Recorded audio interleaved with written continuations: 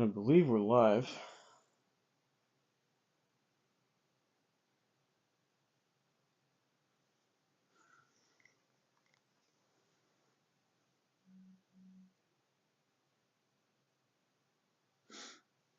You guys hear me? How's it look? How's it sound? Should be about the same. Obviously, besides now, we have the square going here. So I want to start this. I was just testing it before. Um, for anyone that's in here right now, maybe I'll repeat some of this, but for the replay, I've been meaning to do this for a while. Ever since I got the square, I've been meaning to bring this in here, and then as of late, Bogeyman Bill's been trying to tell me to do this as well. So I brought this in, and I'll read the comments in a second. Oh, good. All right. I brought this in here and just tried doing this for the first time. What I had to do is I raised it up on a.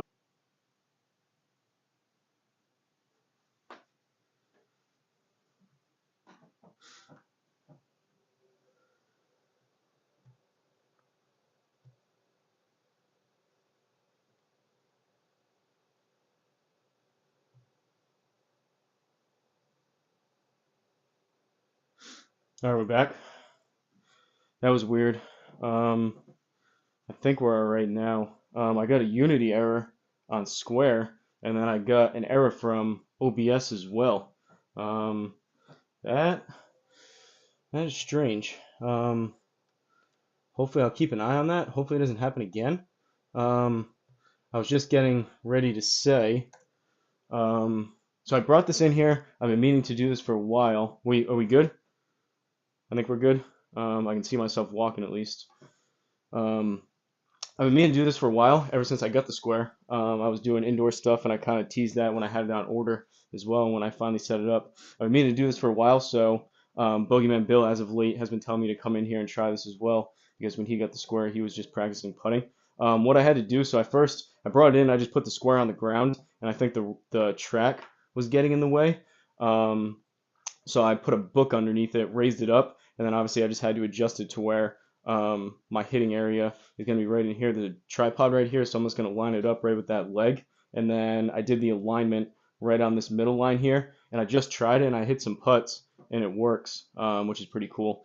So we're going to roll putts like we usually do. I was worried about the lights. I had the lights turned off at first because I thought that may mess with it, but it seems to be fine. I know you're just seeing the menu here, but I wanted to do this instead of just starting right on the range. So for these putts, I'm gonna turn off the sound most likely because I'm gonna get annoyed of every putt that I hit, hearing one, not only the ready, but two, they say like nice job or whatever, but I'll leave it on for like a couple minutes. I did fixed distances. I did 5 feet. I did 8 green speed.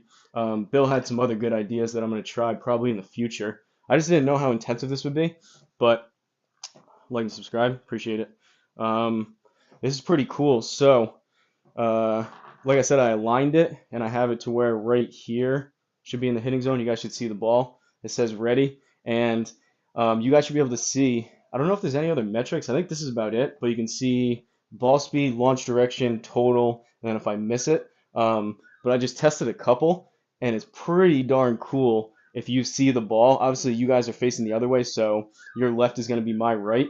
But like this side of the cup here, if you see the ball going this way, that's going to be launch direction to the right, as in a push.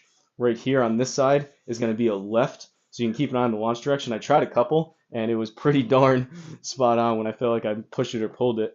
But take a look at this. So it says perfect every time you make it. Obviously, I make most of these, so I'll do like a couple more. I was thinking maybe these balls would mess it up back here, but I think this is far enough away out of the viewing angle. I can just. That was a little bit of a pull. Yeah, so it launched left. That one still went in on the square. It lipped out here, but it's pretty cool to where I have it aligned. So if like I purposely push this one to the right side, well, I didn't really push it that much, but I actually pulled it a little. I tried to push it. I missed it by a lot. All right, this is going to be more of a a purposeful push. Over here to the right. Look how far that launches right. Um, and I figure we can mess around too. I'm gonna hit a bunch of putts like this. We can mess around with the green speed in terms of like I could probably move it back and increase the stimp so I can put on obviously this same hole and then maybe instead of a 5'8" stimp, which is still pretty quick. Like if you saw these putts, if these don't go in, um, like the distance to this cup, if they don't go in here on square, they run way, way past. So I could probably even increase it back um, in some of the distances. That was a push again, 2.8 right, it missed it on the square. That is, missed the cup. But I figured I do these putting streams, so that should be in the center, and it goes in. It's pretty cool, honestly, that when you feel like you push it or you pull it, you get that feedback right away. My laptop is up on like a table over here. It's a little bit further away, so I can't necessarily. It's not like right next to me, so I can't see it. I can obviously tell here, seeing the ball, which way it goes. But I figure I'm gonna do these live streams anyways. Add something else for you guys to look at, which is pretty cool. But what's going on with you guys? I'm just gonna mute the laptop over here. One, those seagull noises. Two, the ready, and three, the perfect.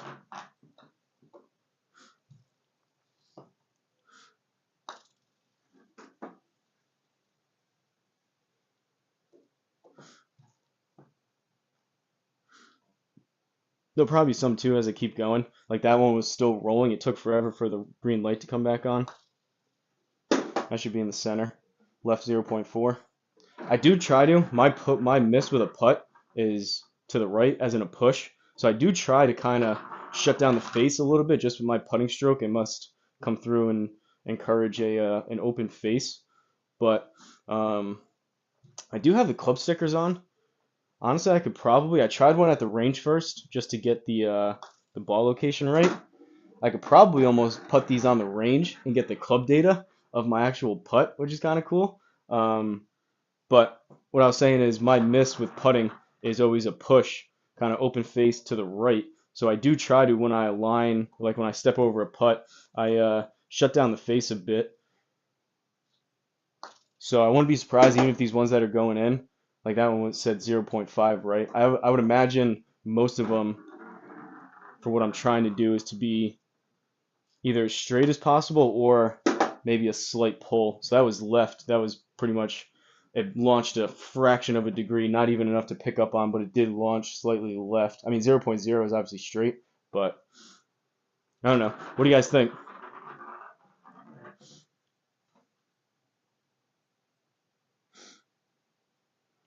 Very cool, sweet. Bros putting in the Crocs. Yeah, you must. Ken McCone, struggle swing golf with Ken McCone. That's usually in here. These are my putting only Crocs. So if you see me doing these putting streams inside, I'm wearing Crocs.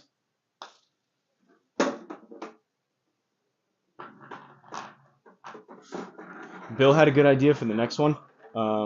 I won't say it now. Leave you guys in suspense. Bill knows what it is. Boogeyman Bill, that is. But I think I have something for the next time I do one of these. Could be tomorrow because it's been so darn cold here these past couple of days. Have a good idea of how to change this up a little bit for tomorrow, which would be cool. But I kind of wanted to just test this for tonight, just to see if it actually would work. Looks like it actually is working pretty good. And by all accounts, that was a slight push. That one read left. Tough to tell, maybe. I mean, these putts are so delicate. Tough to tell if, although I pushed it, well, I guess it's launch direction. I don't know. That one felt like possibly I started it left with an open face, so it finished right over here, but it said I launched it left. I don't know.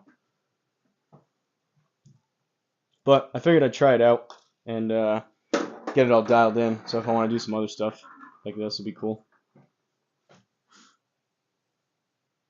The impression was spot on. Am I perfect? You know, I guess at least my impressions are better than my pronunciations for some of the course names and course locations. He's rocking the Crocs. What's up, Dorico? I haven't seen you in a little bit in these live streams. That one felt like a little bit of a push. It's still going. I think it might have. By all accounts, though, like chipping is awesome on the square, and by all accounts, that was a definite push. 1.1 to the right. By all accounts, Perry Smith has a X-putt, and square is the maker of X-putt. So that was a push as well, 0.4. They should line up, I would think, most of the time if I miss these. But square is the maker of X-putt, so by all accounts, for people that have actually tested it with a better putting setup, I mean, this is a pretty good test. Not as great in terms of straight up speed and like distance of the putt, just because there's the ramp here, and then the stimps are notoriously not. They're too quick on square. But from like Joe Legowski, we got to talk about that too. But Joe Legowski's early test that he did with putting, he was very impressed with it. Let me see here. Which channel has no content yet. I'm in my studio now, get ready to film some GS Pro tutorials. But then your Crocs distracted me. What are you gonna film? Working on my putting club path was +2 straight back and through. Seems to help. Hitting 20 footers, 25, 30, 35, increasing on the X-putt stimp, just like local courses. So the X-putt gives you the path then. So this doesn't here. You would think I have the club sticker on. You would think maybe they would add that. Maybe if square comes across this, they can add that. That would be nice to know. That's what I was saying earlier. I think if I went to the driving range and tried to hit some putts, maybe it would tell me. Obviously, there wouldn't be a hole here from 5 feet, but maybe it would tell me what my path is because I do have the reflective sticker on there. Do you have to do the same thing, Perry, with the X-putt? Do you have to have reflective tape or something on your putter?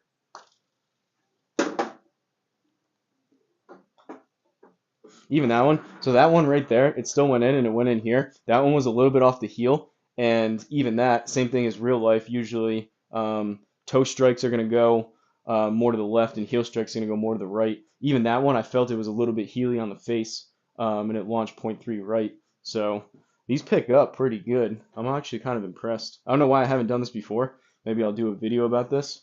But hey, cutie, what's up, Panda? The AI smoke thing isn't BS. What do you mean in terms of like the marketing? I gotta catch up on some of these chats.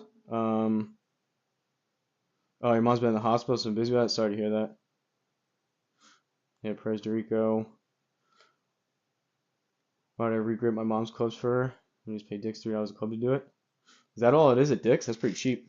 Usually, I thought it's pretty standard that it's $10 usually to buy each grip, and most places charge you $10 to put it on or around there. So usually it comes out to about $20 per club, from what I've seen.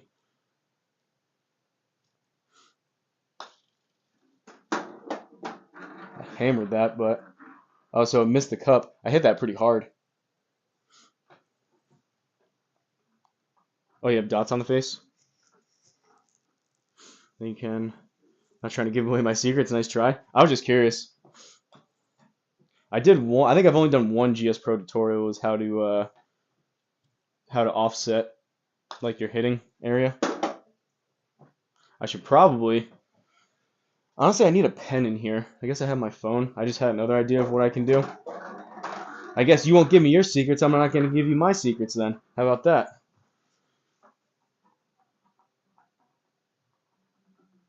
I just had an idea of what I can do to help people out with GS Pro maybe.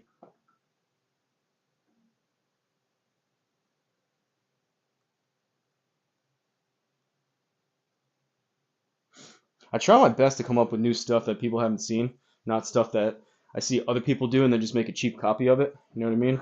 I feel like if there's something you don't know about GS Pro, for example, and it's out there, why would you try to just copy whatever that good tutorial is and just do your own? I don't know. Well, maybe I should putt one-handed. That launched 0.0 and that went in. That one was one-handed.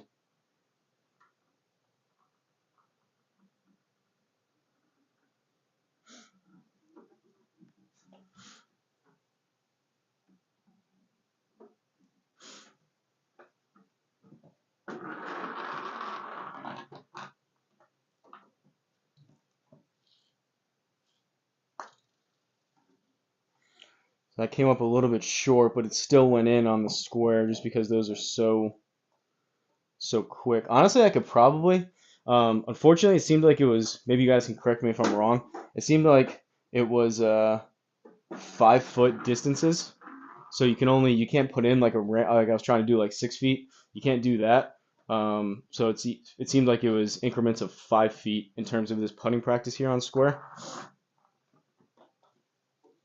I could probably move it back to 10 and then see where we're at speed wise, and then possibly increase the stimp maybe. I just thought it'd be cool if like you see it go in here and then it also goes in there. That was a pull. Launch 2 degrees left.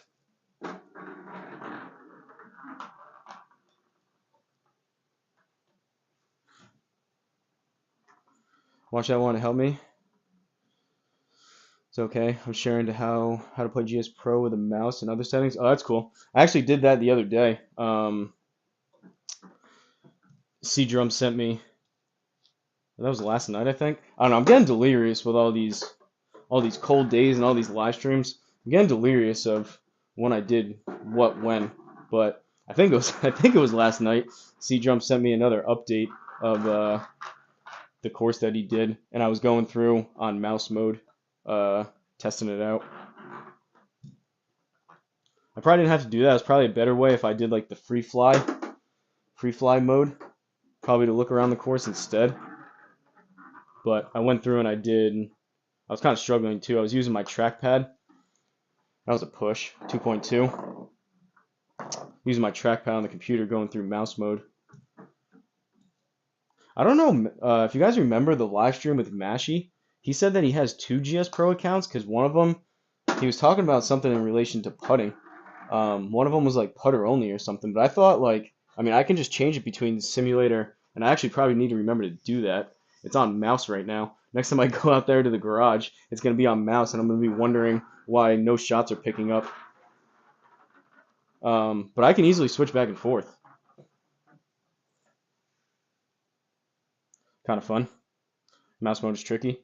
Wasn't run? Remember when I was doing the Bryson challenge? Run putt run popped in, and he said that he used mouse mode, and it took him like 500 shots or something to hit the guy on the roof, Bryson's camera guy.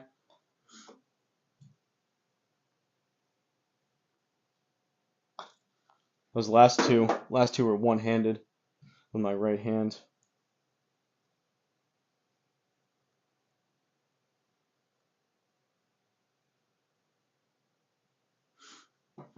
So I wanted to mention, I kind of talked about it a little bit before, but who has seen Joe Legowski's latest video when he was doing the head-to-head test side by side, the GC3 versus the Square? Actually, I think I have on, I guess this doesn't matter.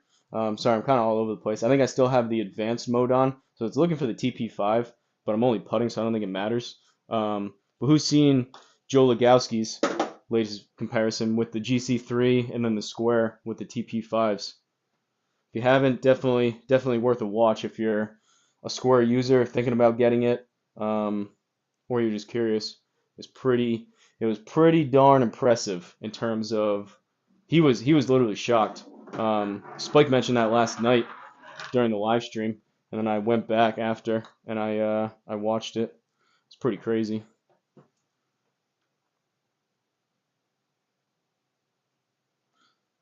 Second mode is mouse only. You can get a second copy of GS Pro just for design work. Only works in mouse mode. Why would you even need that though, Bill? This, I guess, was kind of my point. Why would you even need that in mouse only if you can just easily click a button and switch back and forth? I get if he has a different computer.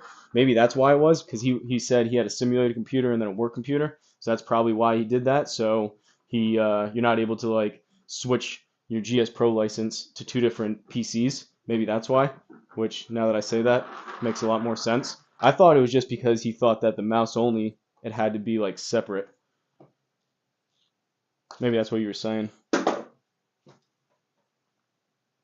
I saw that he was fully impressed how close they were. Yeah, I mean it was scary close. I've been saying that you can't expect a GC3 level of accuracy type of unit for $700, but I don't know if you watch that video, maybe you kind of can.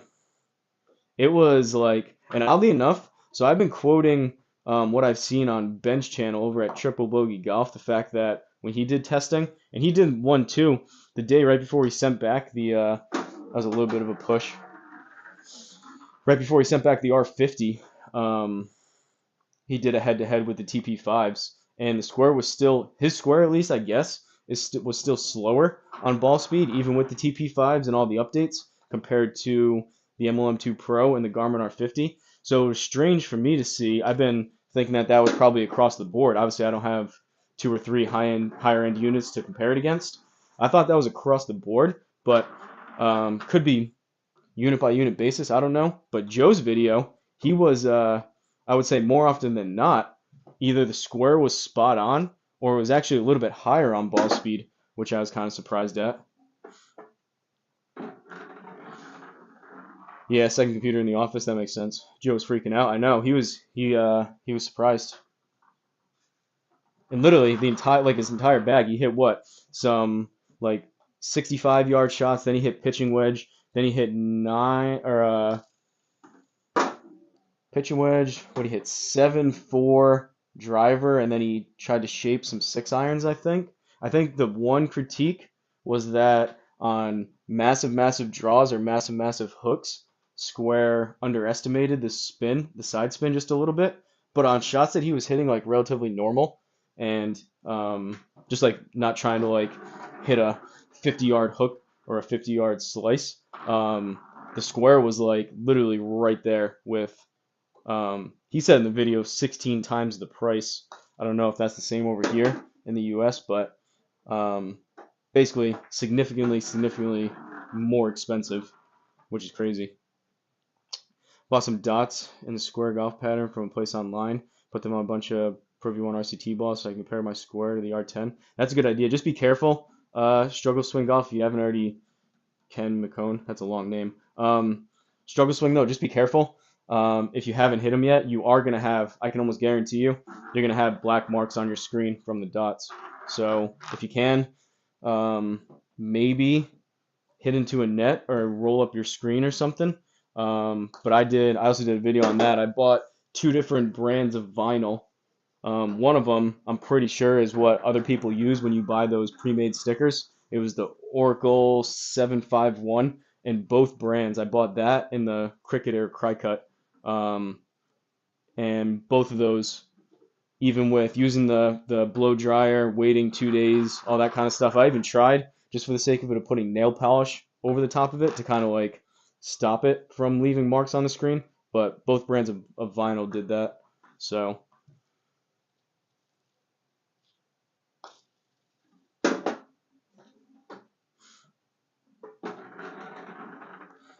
was thinking of doing warms up a bit. I don't have any content. We're just gonna do it for my info. Yeah, I mean, if you do that, definitely let me know and other people know any kind of conclusions from those tests.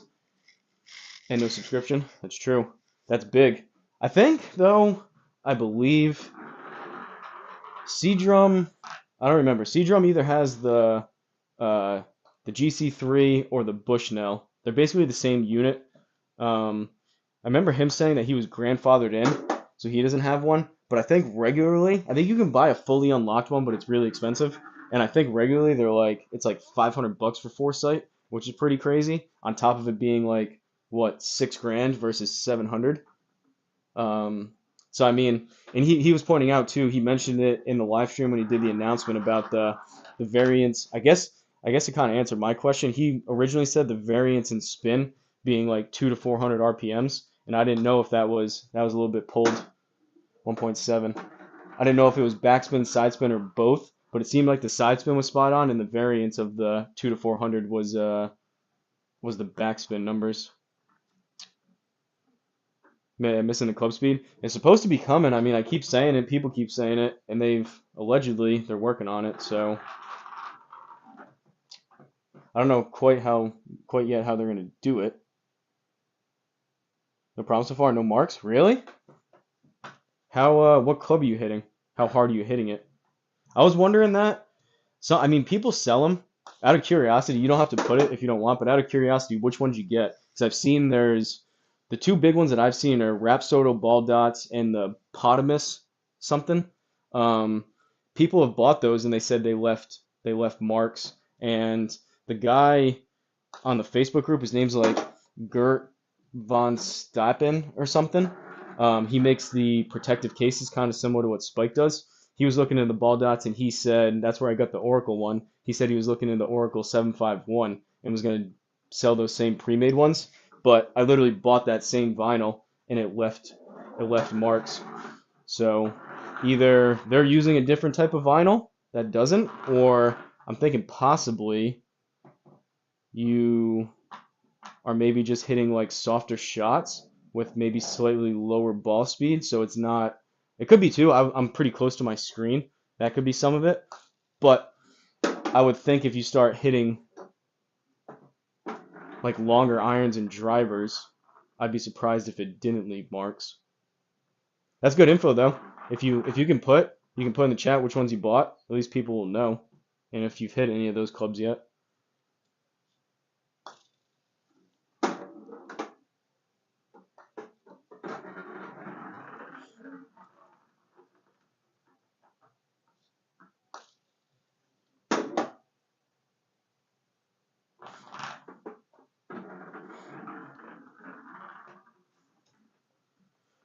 Rapsodo ball dots. Ball speed is about 125 with driver. I'm old and broken down. You've hit driver though? I mean, even either way. So like whether that's your driver ball speed or it's your 7-iron ball speed, either way, if you're hitting 125, like I just hit some 8-irons, and I was actually swinging pretty easy with them, and they were leaving marks. So if you've got up towards like over 100 miles an hour on ball speed, especially like 110, 115, 120, 125, and it doesn't leave marks, I'm kind of surprised by that.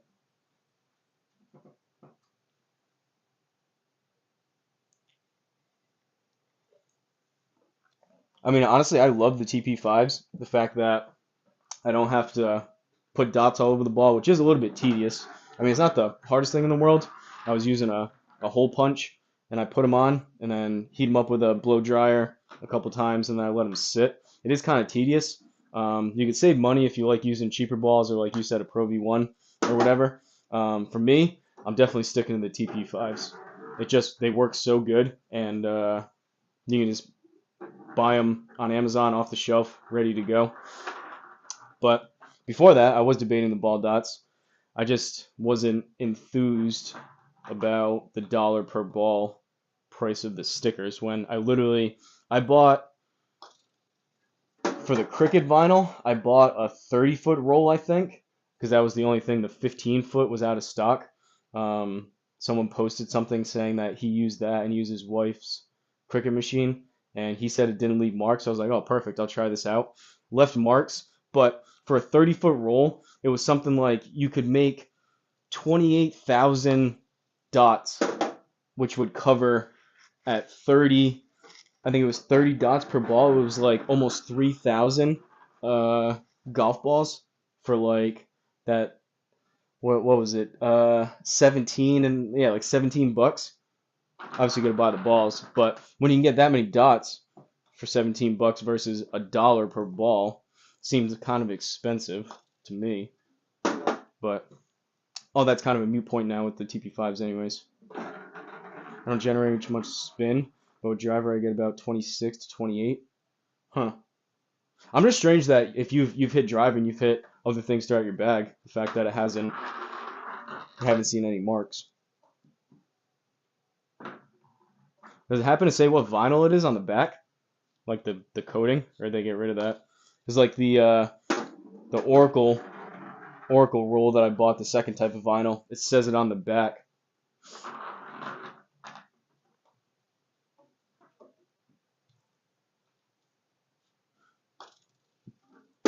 I know there's tons of other vinyl brands you can buy, but I was just under the assumption that I bought two very high-end premium vinyl from the name brand people, and both of them left marks. So I was just under the impression that they all left marks. And other people have confirmed that, like Spike.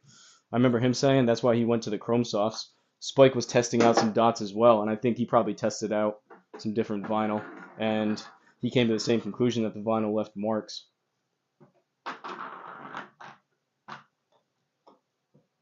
But yeah, getting back to Joe Legowski's video, the square was literally like scary close to the GC3 for his entire bag. 60 degree or whatever he was hitting that 64-yard shot with all the way up through driver. And it's only going to keep getting better.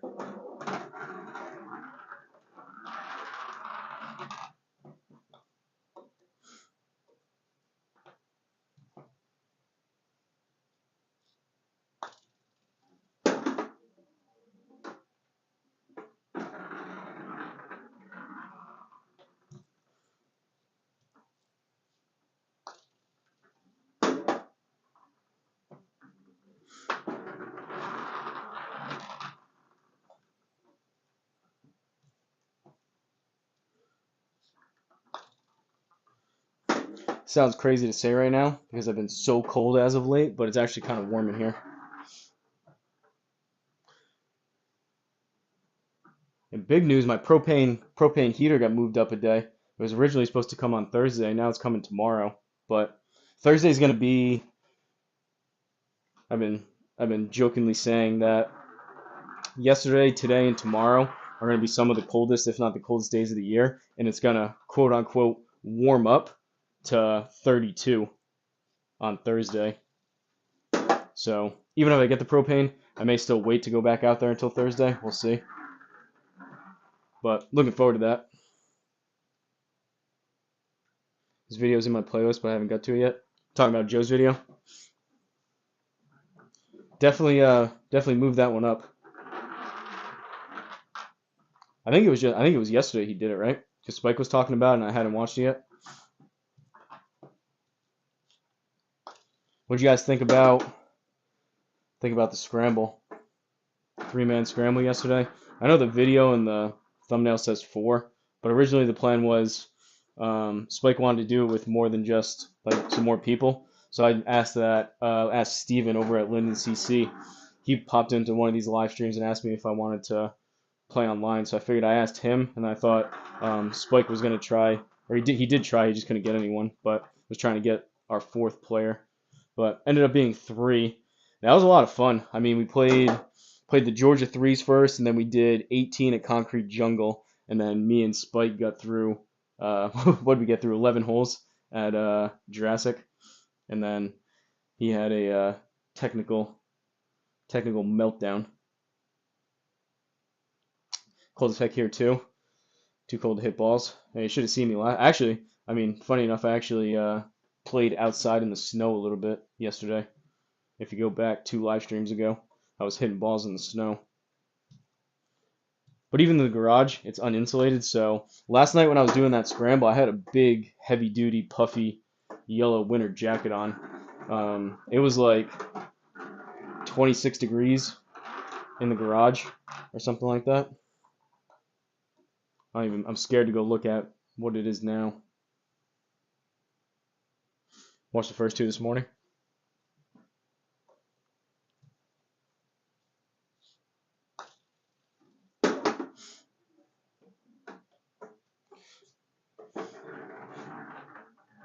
Black Cloud said he wants to see some matches. I'm definitely not opposed to it. I mean, I was thinking we kind of did one when me and C-Drum. I mean, obviously it's not much of a match, but when me and C-Drum did that unreleased Dalhousie course, which actually I saw yesterday got released and went public. So if you guys want to go play that, you can now. But when we played that, we just did stroke play. Wasn't much of a competition. He wasn't even hitting driver. But I'm open to do a match. The problem is I got to find someone that's pretty close to my skill level, and if not, either better or worse, then find a fair way to handicap it, whether that's strokes or tee locations or something else. But personally, I think a 2v2 scramble would be pretty sweet.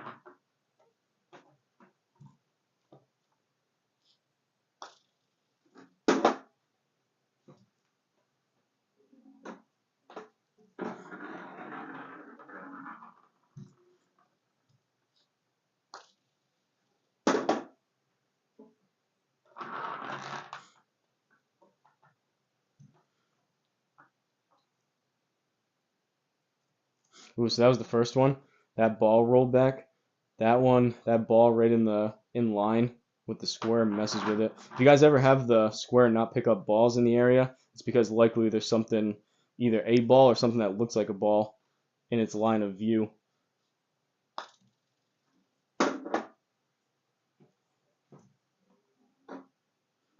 I'm at 28. You kick my tail.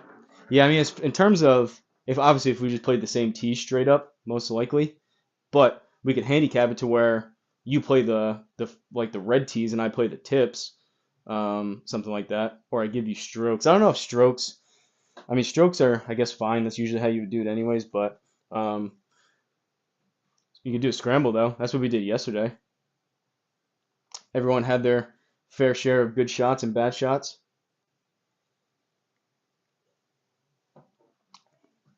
Especially something like that. Yeah, talking trash is fun, but something like that where we were all playing together as a team, you're like cheering for the other person and like hoping that they hit a good shot, and you kind of celebrate together, or all react in agony, like when I almost put that hole in one in.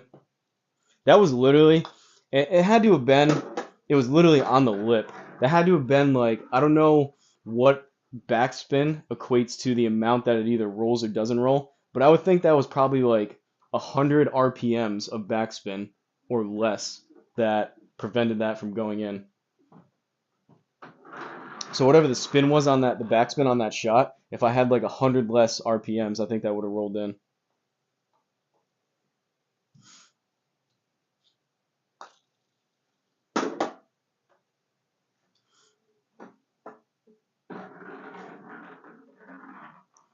How much better is it putting on the mat? So I mean, it's more honestly, it's more different for you guys. I'm not even really looking at the square a ton as far as like my laptop over there. So I mean, as far as like putting, it's basically the same here as what I usually do for these putting streams. But yeah, I mean, if you're talking about just like in general putting with this mat versus the Country Club Elite, yeah, it's night and day.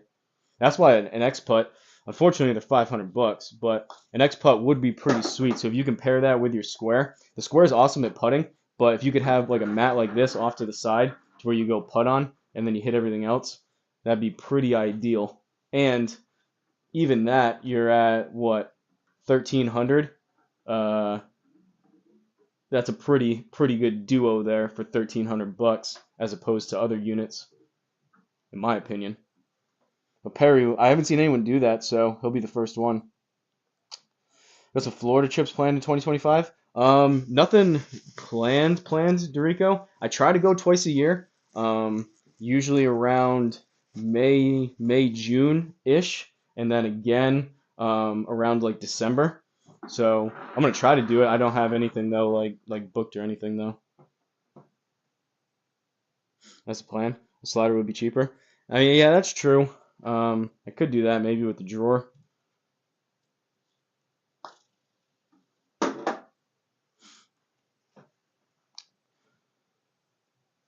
Only 6 lone souls in here tonight. Yeah, I don't know. You never know what you get with these. Sometimes there's over 100. Sometimes there's like 5.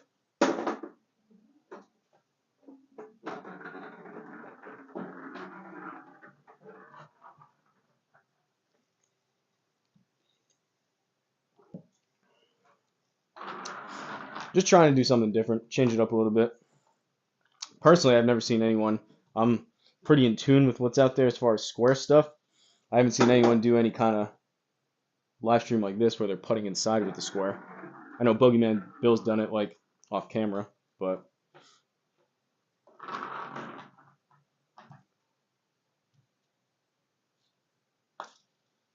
that was a little bit of a pull, and it was left 0.8. It's pretty cool too. I mean, I was even thinking about here with this mat. Like I lined it up right on this middle line here. I put the alignment stick down, which is really easy to align it. But the fact that you can basically, like, if it's thinking that this is straight, I know it's just for alignment, but the fact that you can move it within the box to either like here or like over here, and it still knows what straight is pretty cool. I mean, it's a pretty crazy unit as far as technology goes and pinpoint accuracy.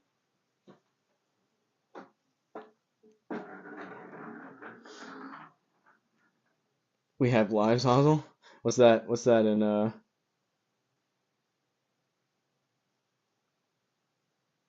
what's that in reference to? The Lone Souls thing?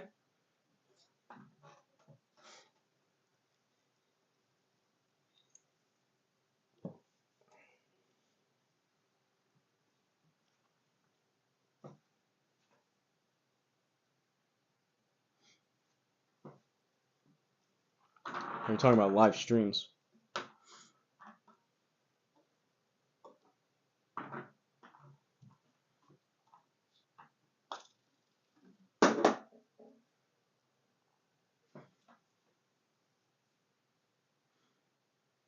Oh, Lone Souls, yeah. Hey, that's on Black Cloud. He's the one that said it.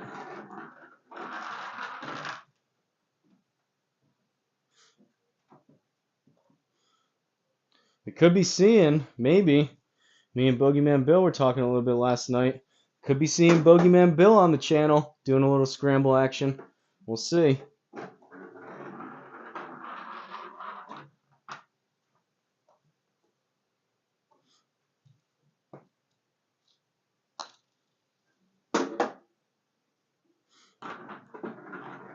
What do you think? Should we change the stimp speed and the distance? Maybe leave it on 8 and see how far. I don't know. I don't know if this putt that I'm hitting right now will get there on 8 stimp and 10 feet. I guess we could try it though. Basically, this one, when I miss these, they're going way past. So basically, these ones that I'm making, the hole's just getting in the way. But you can only go up in increments of 5, like I said, unfortunately. Unless, like, I tried clicking on it, you can't type anything in. Oh, can you do it up here? No. So they should change that too. That's another feature they should add. I don't see why that would be necessarily hard to do.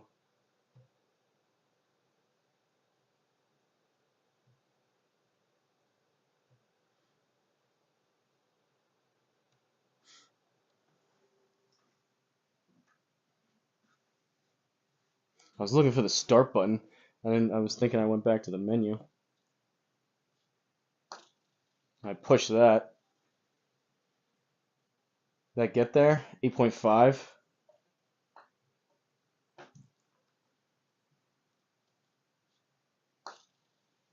That was a little bit of a pull. Left 0.9. That went 9.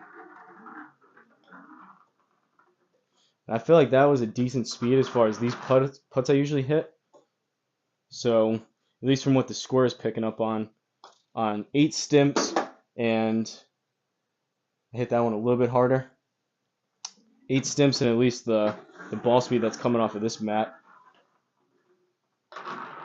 Like we're just on the edge of it. Which again leads me to believe I could go like stimp 9 or 10 and then go back to like it would probably look more impressive on the stream in terms of if I went like stimps 9 or 10 went back to like 20 feet and like half of them are going in. But that snark and sarcasm are in my live chat DNA. I can't help myself. Yeah, it's all good. It's just sometimes it's tough to pick up on sarcasm with like text. You know what I mean? I'm all for it though. If I could do random lengths, then you'd have to hit it harder and look to see your distance each time. I could do that. I mean, I guess I could do it here. I was just worried that what you said earlier, Bill, it was a good idea. I'll probably do that tomorrow. I was just worried if I kind of wanted to get it to where when these went in here, they went in there. So obviously I can't like hit like a 50-foot type of putt because I would just be blasting the ball off of this. But I could, if I increase the stimps, which are already pretty quick, like I could go anywhere from like something like that that's really short, all the way up to something that I hit a little bit firmer into the cup. Problem is the laptop's kind of far away. Like I can see that it's 10, mostly because I know what I just selected. Maybe for this putting range too, it'd be nice if the numbers were a little bit bigger. I pushed that, and it came up short.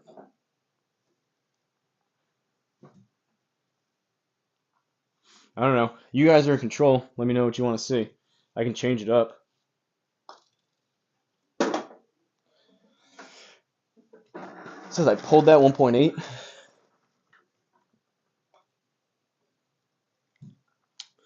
I mean, realistically, this is the same putts that I would be hitting anyways. I just see them going in here. But I guess it is kind of nice to know the feedback if I am actually hitting pretty straight square putts. If I'm going to do this anyways.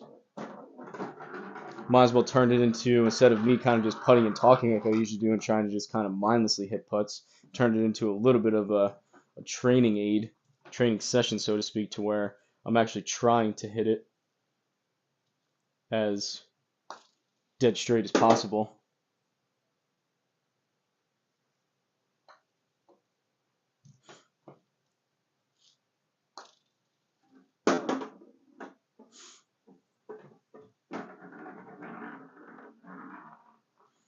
This is cool. Hard to see the ball on the top screen. Um, so I could zoom in, maybe.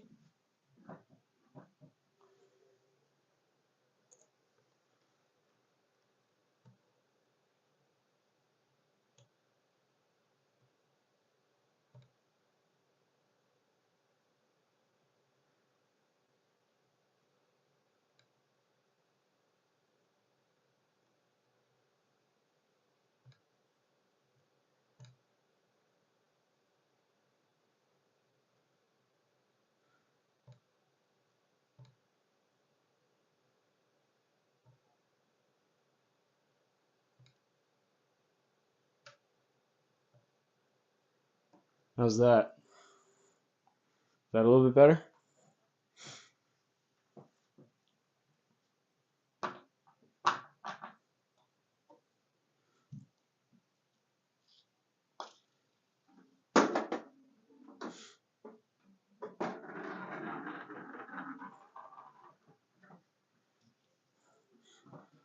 I gotta be careful what I change here. I gotta remember. I've been all jacked up with all these different things I've had to change. Like I need to do like different things with my computer settings and these stream settings, like for everything. So like my normal videos are one thing, the live streams are another thing.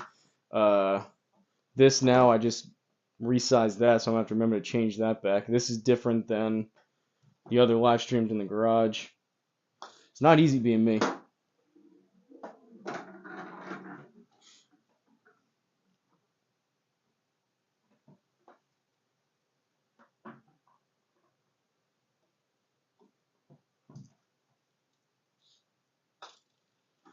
I push that 0.8 right.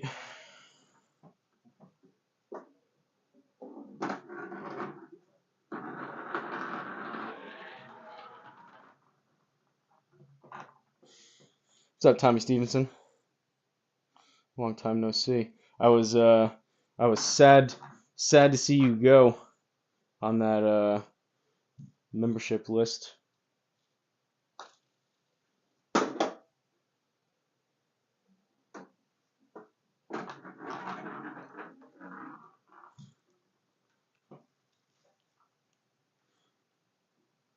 OBS is a pain to stream from. What do you use?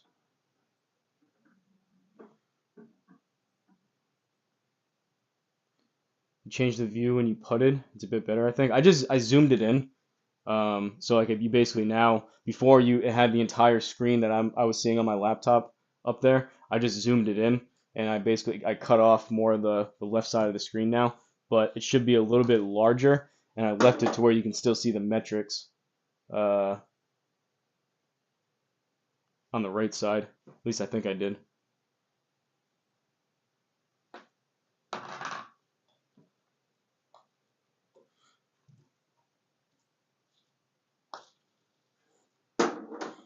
That was a little bit of a pull.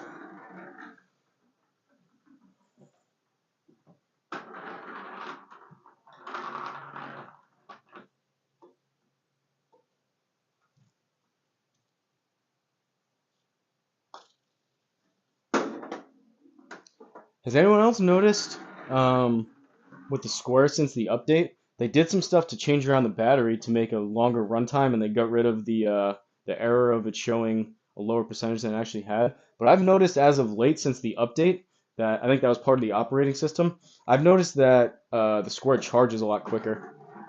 So before I would have to leave that thing plugged in for like hours on end. I think it says like 6 hours to charge it in the manual and like 8 hours of runtime. But as of late, uh,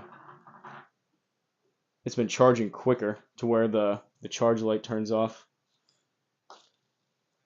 I guess probably that's more so with the increased runtime.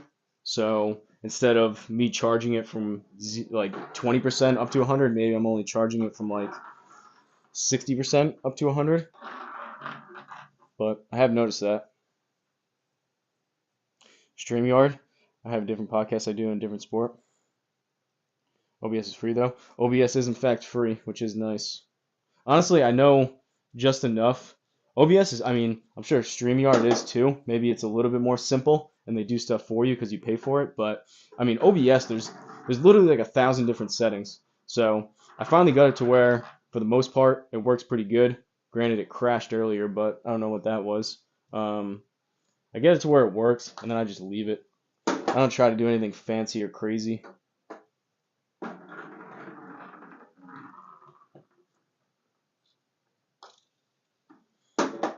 No, the square wasn't locked in on that one.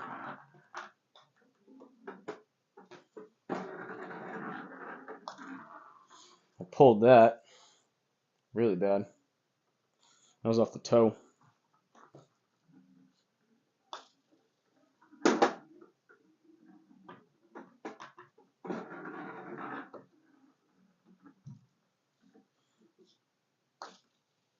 A little bit of a push.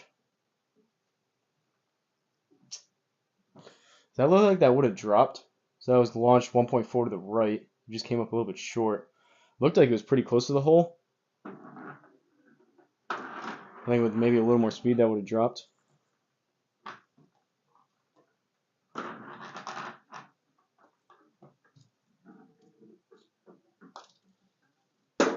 Hit that one a little bit harder.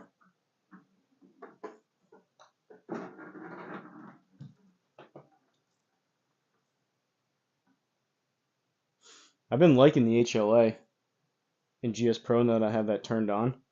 I know some people though they judge their putting speed and distance control based on the ball speed. So same way that you would look at the HOA and say, oh, I pushed it or pulled it. Knowing if you came up a little bit short or long, people I think use the ball speed as kind of a measuring stick for certain putts.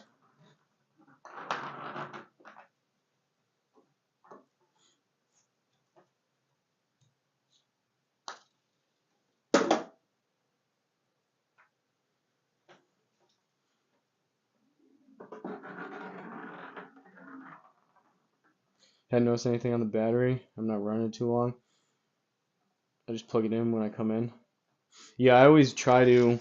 I would say there's a few rare cases where I forget to do it or I can't do it, but pretty much as soon as I'm done, I plug it in, so I know it's 100% ready to go next time I want to use it. I did the same thing with the R10. Okay, it's very powerful, a pretty big learning curve. It has a webcam for StreamYard when I use the multi-camera, show guests in the studio. I haven't done any of the multi-camera stuff, but yeah, I agree. There's definitely a learning curve, and there's definitely a lot of stuff that you can either change, mess up, do better. Even when you just get down to, which isn't even as much OBS, but like all the different bit rates and all that stuff. I feel like I was talking a different language or reading a different language when I was looking into how to use it.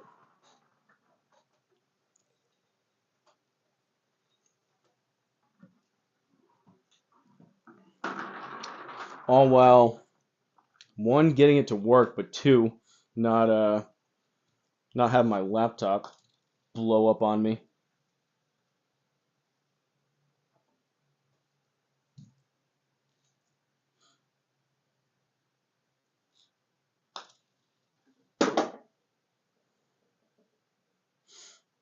So according to Square, I'm pretty dialed in at 10 feet on 8 stimps. I just need to hit these a little bit firmer, but essentially, according to them, these are the putts that I hit in here a lot as far as distance and speed.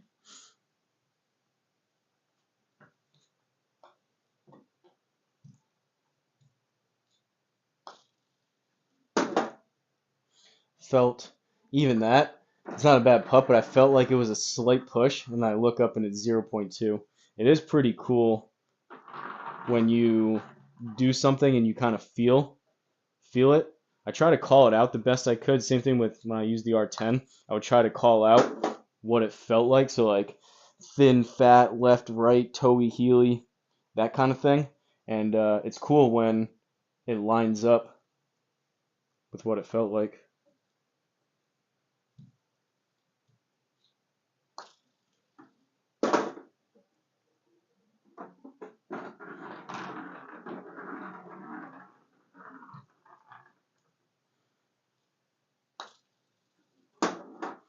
That was a little bit of a pull. It looks like it lipped out to the left or missed left.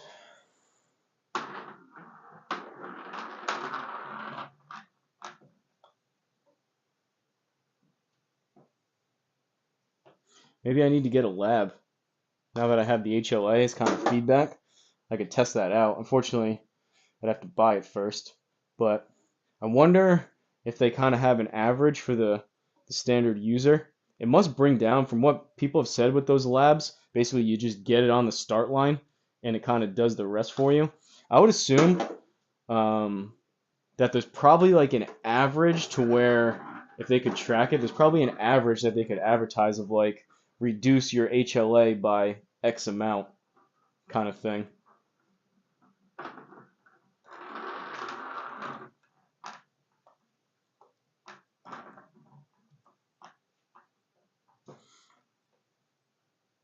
Like your setup for sure.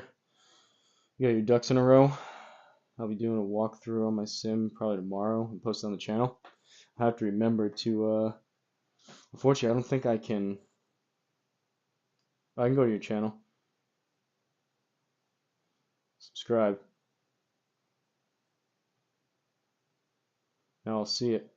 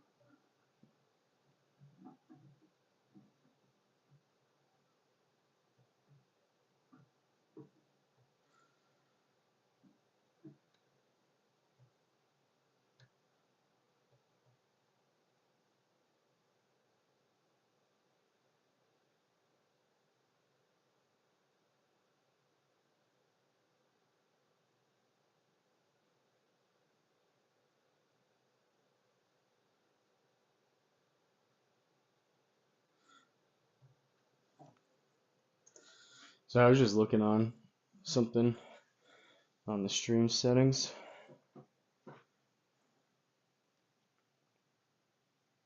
Shameless plug to work. Appreciate the sub. Yeah, no problem. I mean, unfortunately, there's only between me and you 5 other people here, but anyone else is in here, go over and subscribe to Struggle Swing Golf with Ken McCone.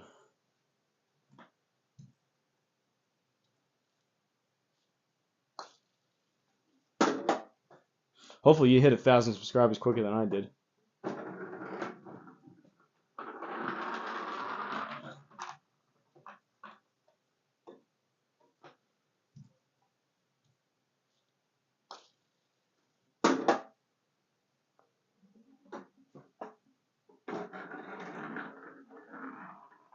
Face angle is everything, path almost doesn't matter. That makes sense. I guess it's such a delicate thing that does make sense. To where like you could have a crazy path, but you can, especially with this blade putter, I can manipulate the face a ton. So even if my path was crazy, you could still get it to go one way or the other. That's kind of how I read it as the HLA. I read it as basically what my face was when I hit it.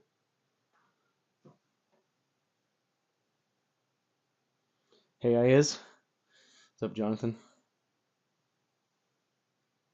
I'll be shortening my name soon. It sounds too windy. Yeah, it's a little bit long. Um, I don't know. What do I know? Just in terms of like reading it out, I would go. My personal advice would be pick one. Either go with your name or just shorten it to Struggle Swing Golf or Golf Swing Struggle. The Golf Swing Struggle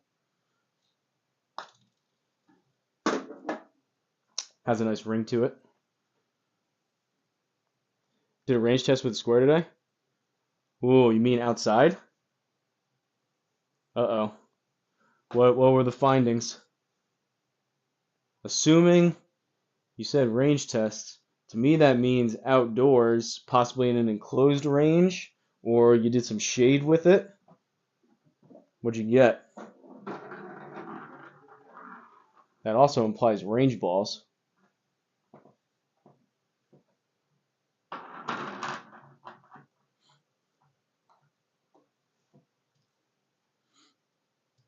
What were the uh, what were the cliff notes, Jonathan?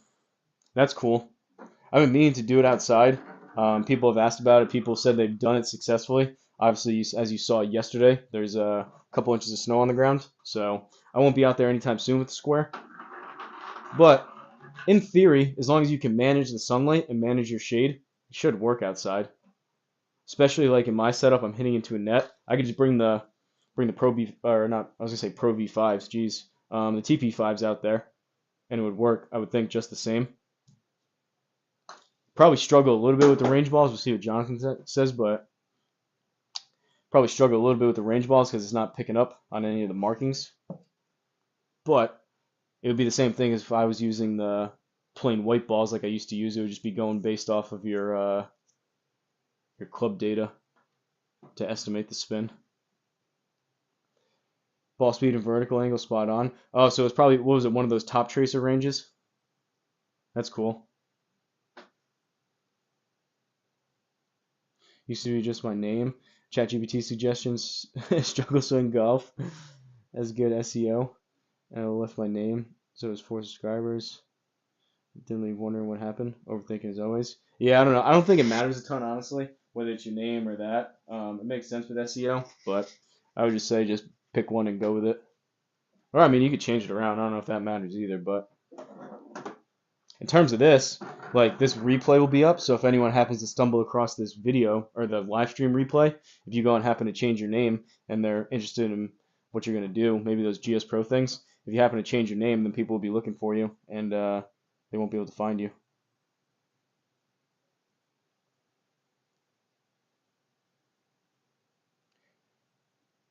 Oh, you painted some with a whiteboard pen? That's really smart. That's really, really smart.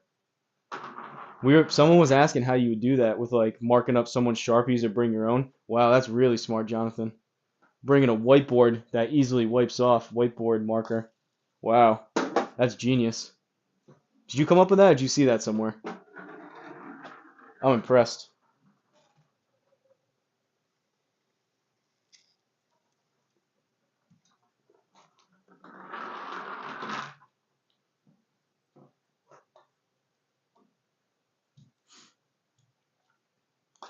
I was just thinking, imagine if I did that inside and had to had to put marker on it every single shot.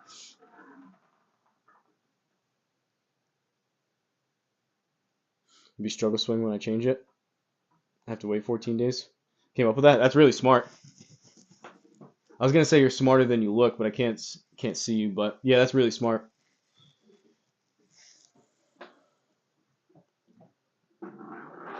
Did so if that's the case then, did everything else match up? You mentioned ball speed and vertical, where the other one's not quite as good. But top trace is one thing. Who knows how accurate that is? But at least being at the range, you can see the full ball flight. And if it was able to pick up on some of the side spin and backspin, you can confirm with what the square was saying to like, okay, that one drew a little bit left, faded a little bit right. Did the shot shape match up? And as well, the I'm assuming you were probably hitting at certain flags at certain distances. Did that seem to match up if you could put it pretty close to whatever target you were aimed at?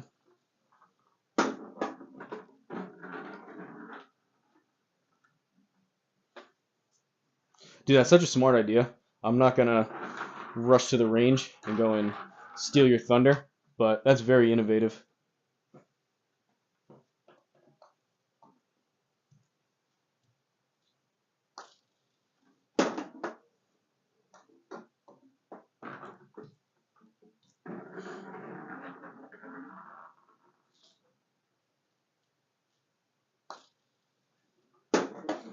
Hold that a little bit.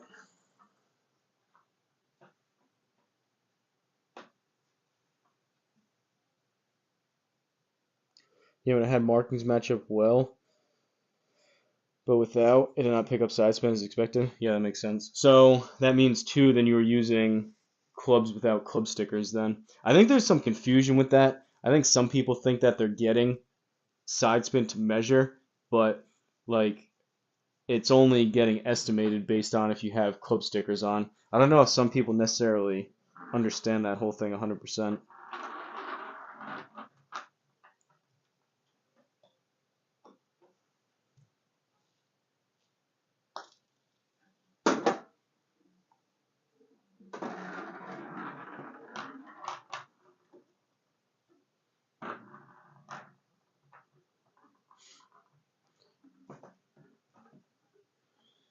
Seem to pick up backspin.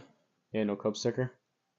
I mean, that's the best way to test it anyways. So you know you're actually, as far as like the testing a different type of ball or in a situation like that, you don't want it to be estimating anyway. So that's the best way to do it.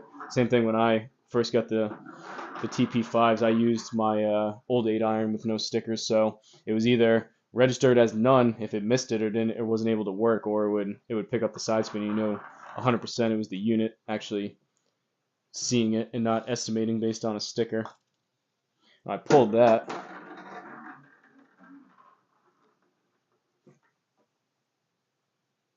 Also horizontal launch. Yeah, I mean, by all accounts, did you see? I'm assuming you did. We were talking about it before Joe Legowski's video against the GC3. I mean, it was scary close for everything.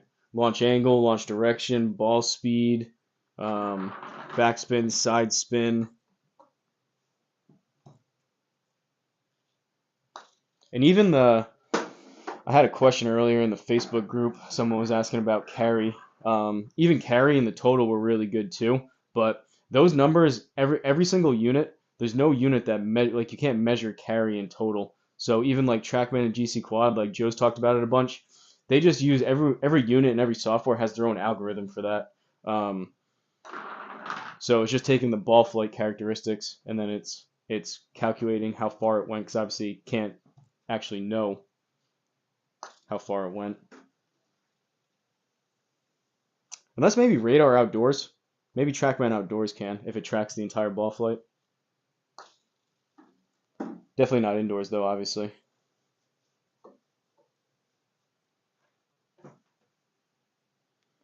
All within 1 degree or mile per hour. Yeah, I mean that test was really impressive.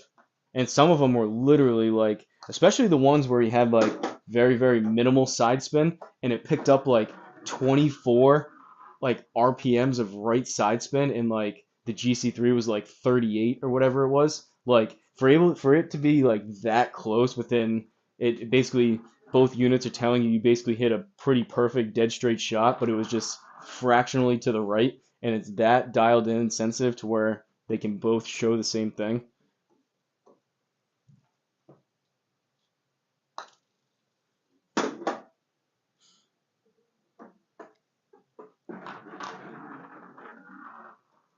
All right, let's try. So these are a little bit short just for like when I'm putting these. Let's see what 9 does. They should, they should fix what the actual stimps are because these are way off from what GS Pro is. I think 8's probably closer to like 10 on GS Pro. One, they need to fix that. Two, they should give you more options if they're going to leave it like this. Like you should be able to go down to like 5. So now we're at 10 feet, stimp 9. I kind of hit that hard and I pulled it really bad.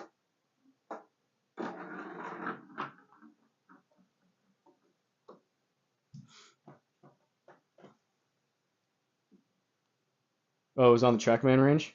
That's even better than Top Tracer. That's crazy. Did you document it at all? Whether like either spreadsheets or like video or anything, and look at the stuff after the fact? I'm assuming you did, unless you were just looking at shot by shot.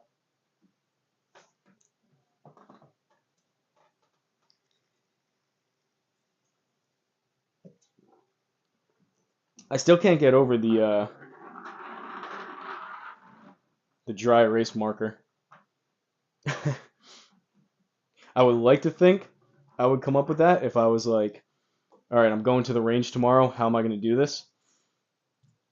I would like to think I would come up with that, but I don't know if I would. But makes sense. Correct me if I'm wrong, Jonathan. Here, you were the one you said you looked at like the code for the GS Pro connector, so makes sense. You're probably another. We've been stumbling across a lot of brainiacs lately. A lot of really smart people, which is good because I'm not that smart.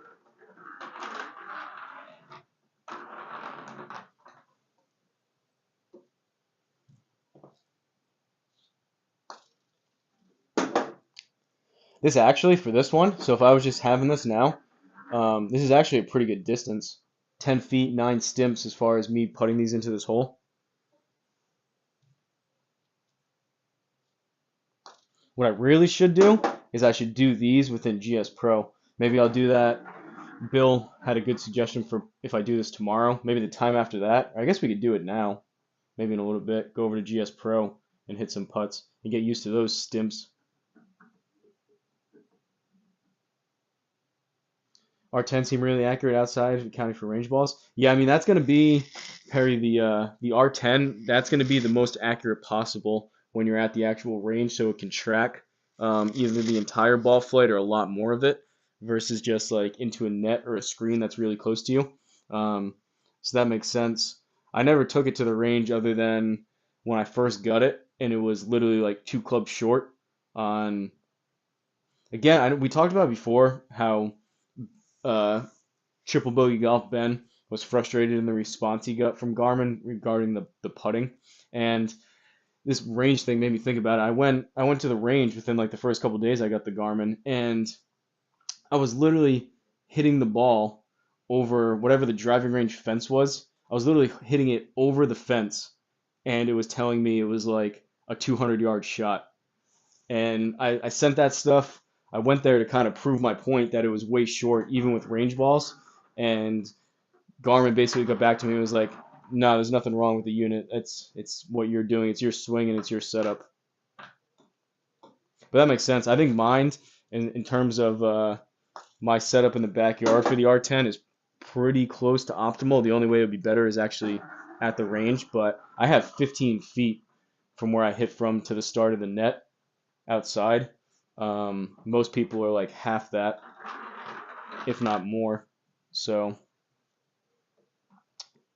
honestly, though, I haven't even had a slight consideration or thought about the Garmin really ever since I got the Square. The Square is just so good.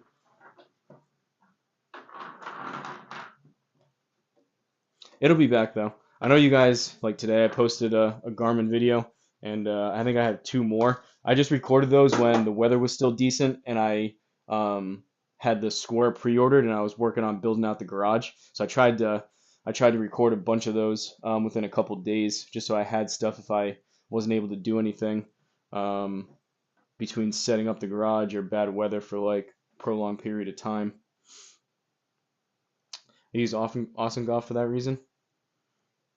Fortunately, I did not document it shot by shot, but range is close, so I might do another documented test. Yeah, I'd just be curious. So I'm sure you were looking at it. You seem like pretty technical and pretty dialed in of what you were looking for and what you could compare. I'm sure you were obviously confirming it shot by shot, but it would be cool to be able to have like maybe if you export the spreadsheet from Square, and then you put your camera facing whatever monitor has the TrackMan. So then after the fact, you can line up shot by shot and like get really into the details of it, of what it had,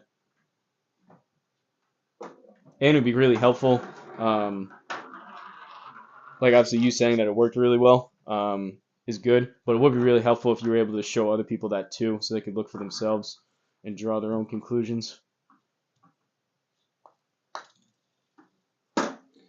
Push that.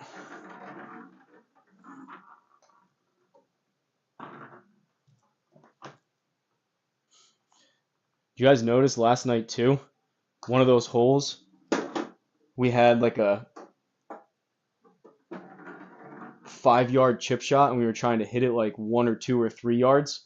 And Steven, who has the Mevo Plus, said, "Wow, it's really impressive that it can even do that." Me and Spike both hit like a really really delicate, easy 60 degree, no problem. And even him, yeah, I think he tried to hit maybe one or two before that, and then he had to just hit it a little bit harder. Kind of what I had to do with the putting before. He had to hit it a little bit harder for the Mevo to even register it. Yeah, that would be cool, especially if it's TrackMan.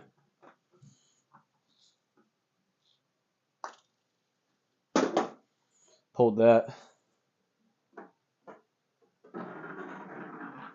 Jonathan, do you have any? I remember, I think it might have been Boogeyman Bill. Someone said that Joe Legowski did a kind of a tutorial type of video of how close you are to the cup versus what is tolerable for like a launch angle, meaning like you can be 5 feet from the cup and hit it up to like call it 2 degrees either way, and it'll still go in. And then obviously that goes down. You need to hit it a lot more square and straight as you get further back. Do you have any kind of like rough? I've been wondering that as of late. Any kind of rough guidelines of like a 10-foot putt, how big the tolerance can be, one way or the other, in terms of a launch?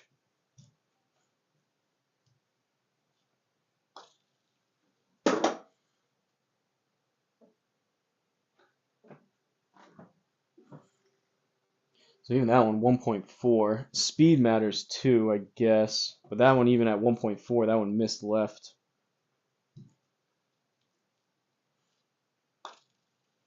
That was a little bit to the right, but 0.7 went in from 10 feet. We have any, we were testing this before out in the garage when I was struggling with the putting, which came down to my mat and the drop off.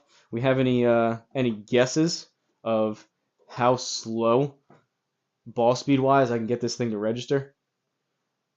I think Bill said he was at 1.4, 1.5 miles an hour on the ball speed. This is probably the ideal test because this is so smooth. I wonder how low we can get it to pick up on.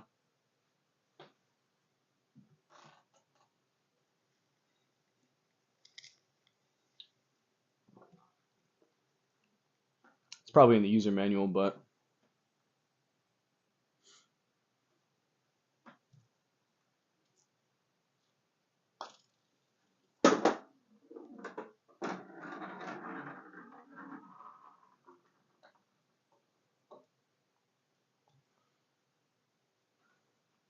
1.3 was your lowest. 0.05? I don't know about that, Black Cloud. I don't even know what that would be. Like an inch? Half an inch? 1.5 on XPut? What's the do you know, Perry, what's the square rated for? Alright, let's see if we can beat 1.3. Honestly, it's difficult hitting it that easy. 1.7. Even that felt like I barely got it to roll.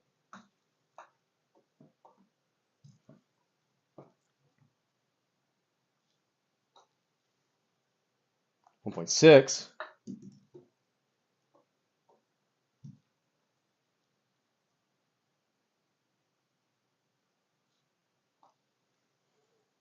1.4.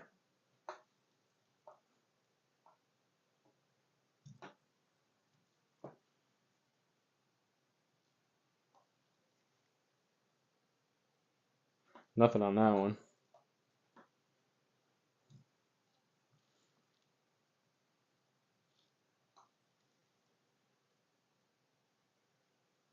It's honestly, I'm hitting it so slow.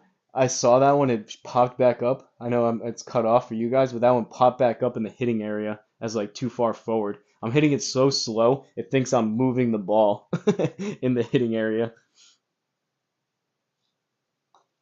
That's way harder. 1.7.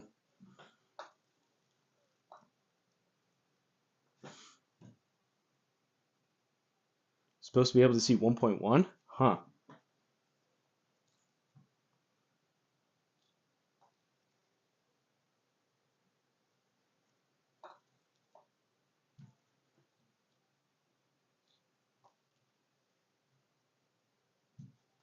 No, it's literally I don't know if I explained that right, but it's literally like how it shows up the picture of where the ball is on the screen. It's literally like I put it that slow, and then it's just as if I'm like moving it this way, and it's showing it that it's moving up in the too far into the hitting zone.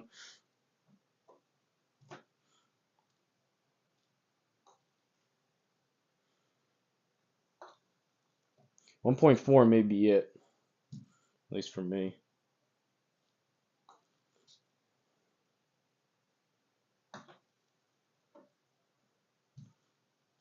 I mean, it's cool that it can do it. That was harder. It's cool that it can do it, but honestly, you would never need to hit a putt like this in terms of simulator play.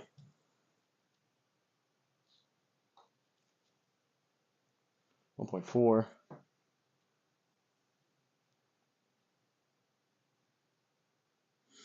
Fine line between too slow to read and just readable. Yeah, it's true. We got to roll off to film a tutorial too. I'm gonna get the walkthrough uploaded tomorrow, hopefully by the weekend. Sounds good. Thanks for the great content. No problem. Appreciate you stopping by. Appreciate the kind words. Put it at the front of the read box and then hit it softly. That's a good call. We'll try that. Maybe try at the very front. Black Cloud and Boogeyman Bill are on the same page here. That's pretty smart too. That's a smart suggestion. I don't know if I would have got there by myself. All right. It's definitely towards the front of the zone. I don't know if it's on like the very, very edge of it.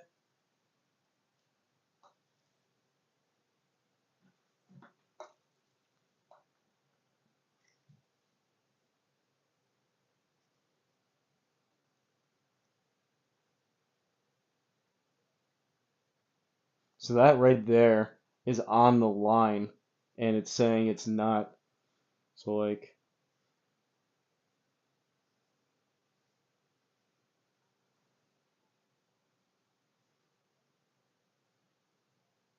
even that's too far forward.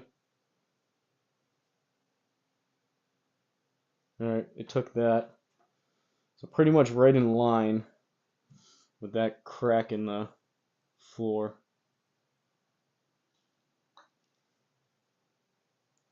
1.4.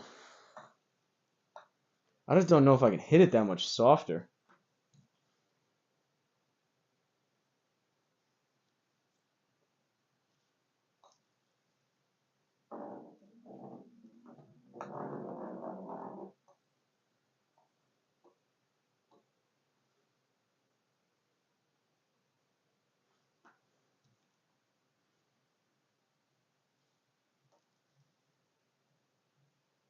No, even that one. So now it's picking up that the ball is way too far forward. Crazy, it's actually picking that up over here. You can see that far ahead apparently. That's pretty good. That's like a foot and a half in front. I guess that answers the question. Anyone has like viewing window? Could I don't have a tape measure, but that's probably like foot and a half, 2 feet in front of the unit. The ball is, or the square is able to still pick up on.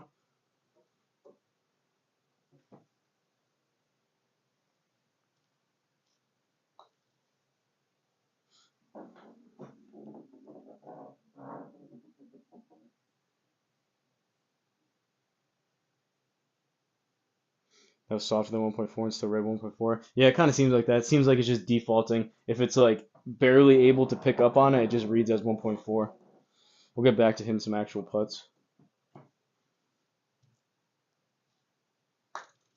I felt like I was hitting those. That's way short. I feel like I was hitting those pretty darn soft.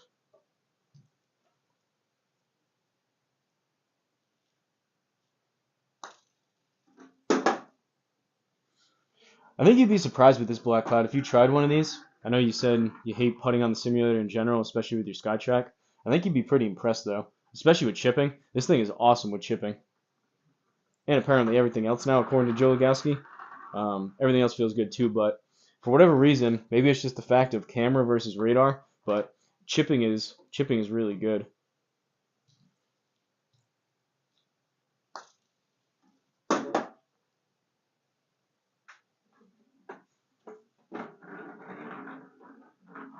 Oh, I forgot. Is it on? Am I missing it? Tuesday night. I gotta start sending reminders. I forget it's even on. Maybe that's why the golf scene is so limited tonight as far as the stream. Dude, if you never said TGL, I would never even have remembered.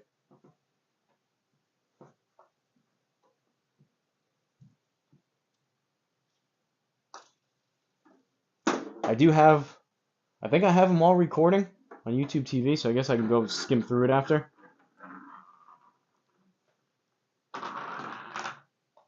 Who's playing?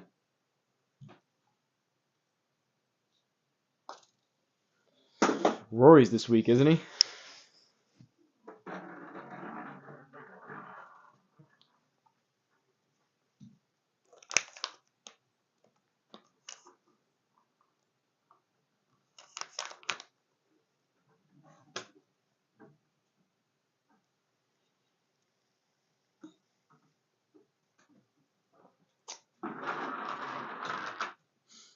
Kind of cool that the lights don't seem to mess with the square,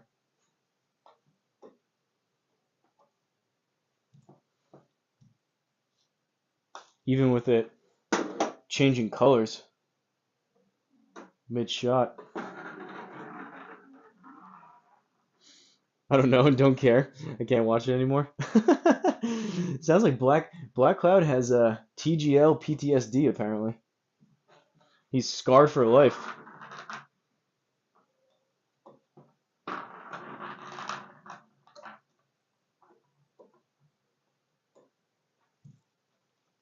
I'm telling you, they put an average. That's pulled really bad.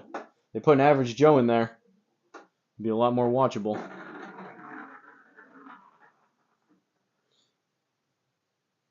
Might as well just play video game golf. Is that boring? Yeah, I can see how you say that.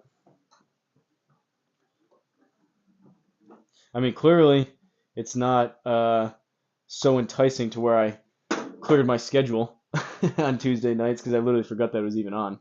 Um, yeah, I don't know. They need to the ratings are just gonna keep going down. So like I saw there was posts about it how like viewership was up 25% week over week. But that's just because of Tiger. So I guarantee you, starting now, it's going to be a downward, pretty steep downward trajectory as far as viewers, and then you'll see a small spike every single time Tiger plays. And people even that like people said, all right, I saw Tiger week one. Uh, I don't know if they're going to be necessarily much must watch TV for them to tune in to see Tiger. Spend over $50 million on that crap. Doesn't even work properly in the graphics and booty cheeks.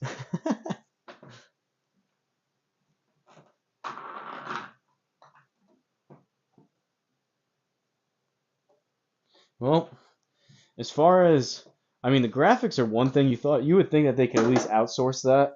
Um, and kind of I guess it is what it is when you have yeah, it's on ESPN every week. They changed the times around a little bit. The first week was 9 o'clock. Last week was 7. And I'm assuming this week I've missed the hour of it. I think it probably started at 7. What was I saying? Oh, the graphics are what they are. They should have outsourced those.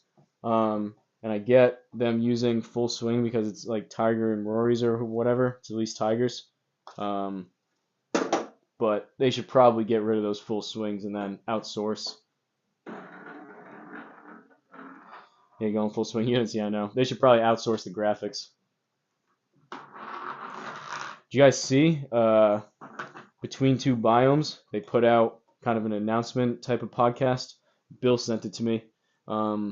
That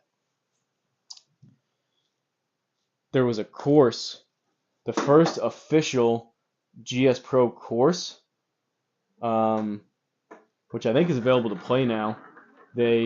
It was the first ever course that GS Pro themselves basically like did or like were part of, and they did a course. They teamed up with a golf course designer that's building the course currently, and they put it out first in terms of like recognition and kind of marketing. They put it out first on GS Pro to be able to play, which is pretty smart. Um, that's the first time anything like that's happened. Between two biomes is a GS Pro podcast by Mashi, who did a live stream with me, and Masta Blasta, I believe it is, two really good GS Pro course designers.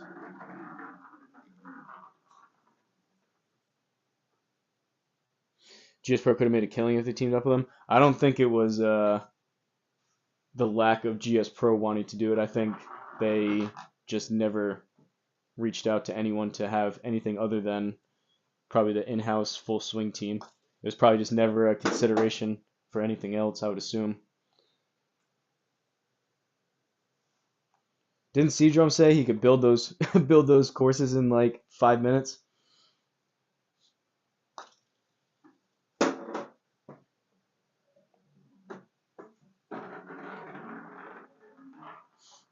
Sounds nice. I forget what the course was called. In terms of maybe Bill remembers between two biomes. It's like a 9-hole like premier practice facility with like par three courses or something. But it's the first time ever that one GS Pro themselves were part of a course build, and two that they were linked up with the actual designers of the course and put it out and built it on GS Pro before the course is actually even built. Obviously, every other course on GS Pro was a real course first. I mean, besides the fantasy ones, but all the courses were designed on GS Pro after the real course was already there.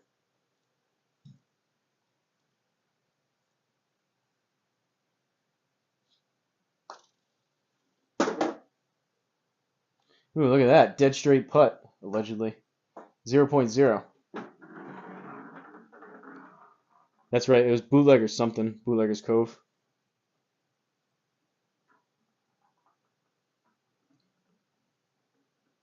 Had they approached GS Pro would have made a killing. Yeah, I don't disagree. In fact, I bet Seadrum wanted to build TGO's courses. He probably could make him look way better. Yeah, I don't doubt that. From what I've seen, some of the stuff he's done, I don't doubt that.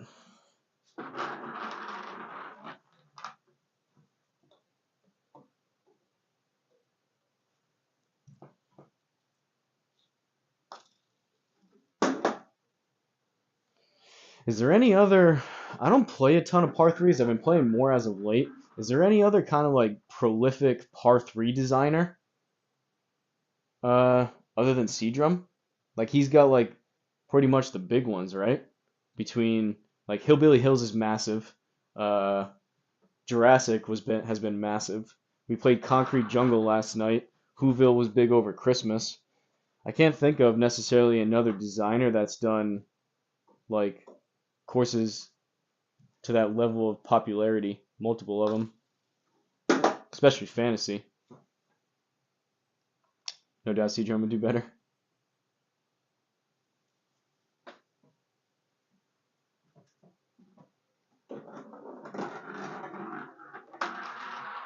At least they made the holes kind of cool with like that one hole that has like the three different fairways. At least they made like some cool looking holes. It's just the graphics look terrible, and then you have a seemingly pretty flawed unit in a full swing. Which how do you have Tiger Woods part of that? And those things are what, like 5-10 grand? How do you have a 5 grand unit that's literally seemingly worse than a square at 700? and they have like 4 of them.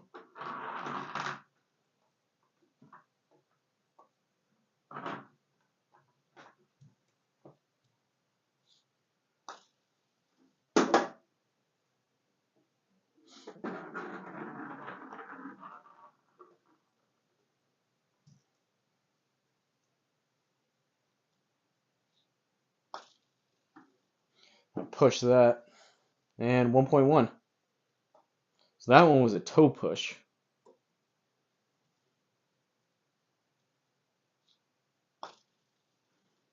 Honestly, the more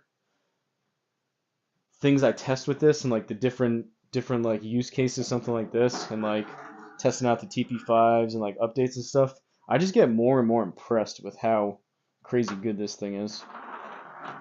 This is the first time I've actually rolled putts to actually see what they do and then compare it to the unit, and this thing's literally spot on. Literally almost every time. I would say 95% of these putts, if I fail and actually see it, either start a little bit left or a little bit right, it picks up on it.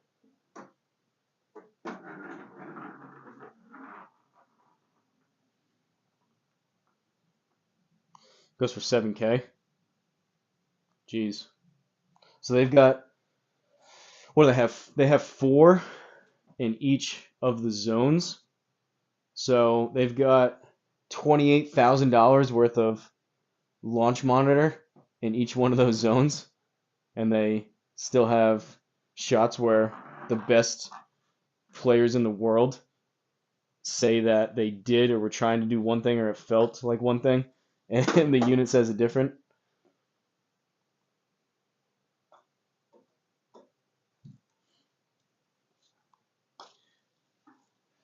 To be fair, it seemed like vast majority of the shots seemed fine. They weren't complaining about, but to even have a couple pretty significant misreads should be, I would think, pretty unacceptable for a unit like that, especially with 4 of them. I know there's no reads and misreads for every unit, even TrackMan and GC3, but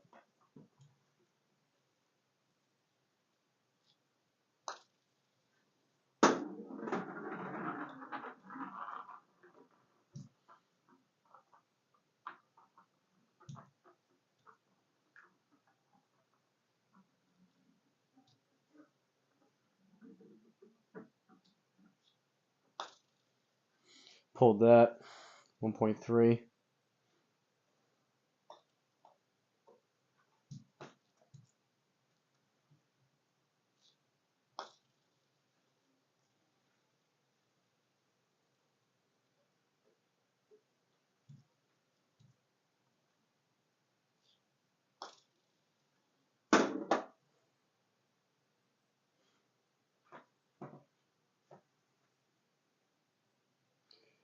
I played at a bar with Tiger Woods' overhead unit, lots of questionable reads. Just full swing, I'm assuming is what you're talking about. They make an overhead unit? I don't think I've ever even seen that.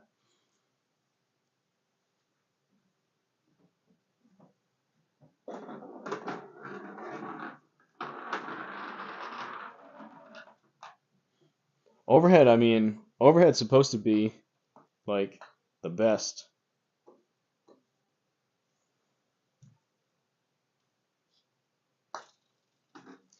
Actually, I don't necessarily know that.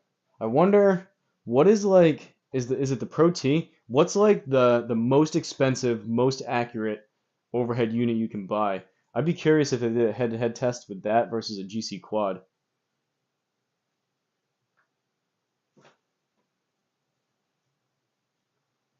5 grand now. Probably a lot of backlash from TGL, so they lowered the price. Could be. Even 5 grand though. If you got 5 grand to spend on a launch monitor, you're not getting that. They probably have like a they probably have a crazy stupid subscription too, if I had to guess. Their subscriptions probably I wouldn't be surprised if it's like $1,000 a year to use the stupid thing.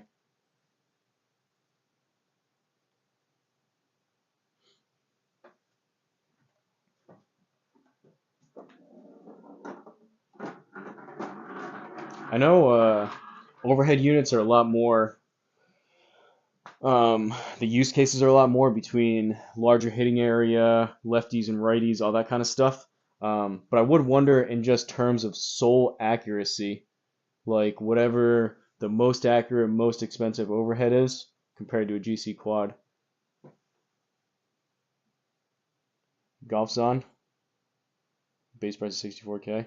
Yeah, I wasn't even thinking that. I was just thinking like I didn't know if it was Pro T. I think some of the unicorns are maybe more expensive, or like the what is it that the Hawk GC Hawk XO or whatever, the overhead. Maybe it's that.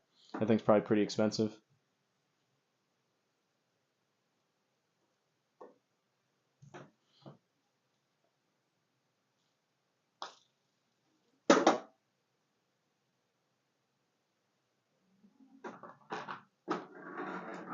Honestly, what I need to do to hit these straighter, I need to start it. Instead of, I like starting it on this middle line, I need to start it dead straight with the cup so the square is actually reading. Because I'm hitting here, so I'm naturally hitting it a little bit left to get into the hole. I need to start these dead straight lined up with the hole.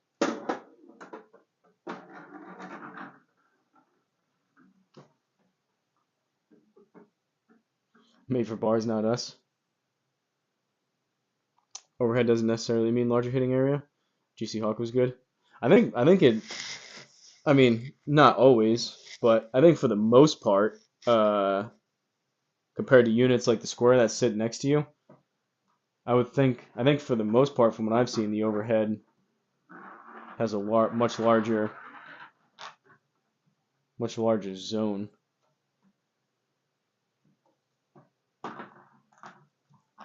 For sure, the units behind you, whether it's a Mevo or an MLM2 Pro or a Garmin, those units that are behind you or TrackMan, those hitting zones are way bigger than an optical next to you. Apogee goes for 12K. Hitting area is really tiny, really.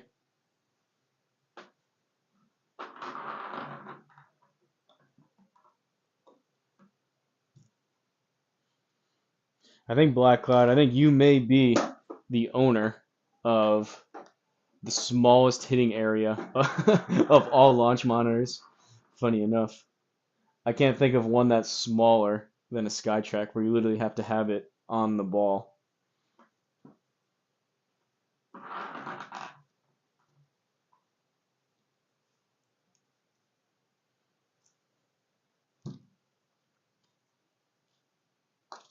Honestly, it's not a big deal with Square, but it would be nice if they could make it just even a little bit bigger.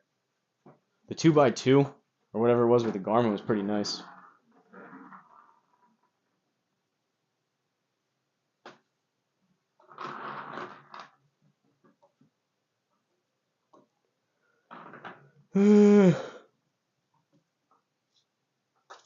Also, how in the world, I've looked it up before, I don't know if they changed it yet.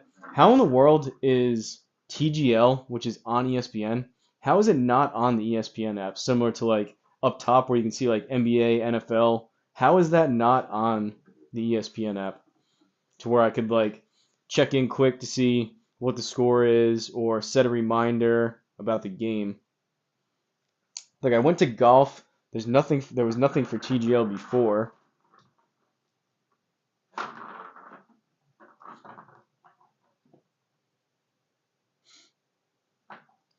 Ben Johnson to the Bears. Kevin O'Connell got a multi-year extension. Saw that.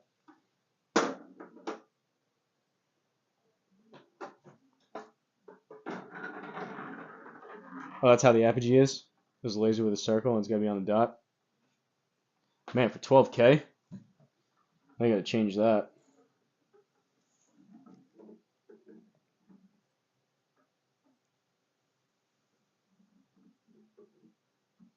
Like even like top events, PGA Tour, you click on it, it just doesn't give you an option for TGL. So stupid. I get if they had issues if it was on like I don't know NBC and then ESPN had an issue, but it's literally on ESPN and you can't see. They have Live Golf, they have PGA Tour, and you just can't see it on the ESPN app.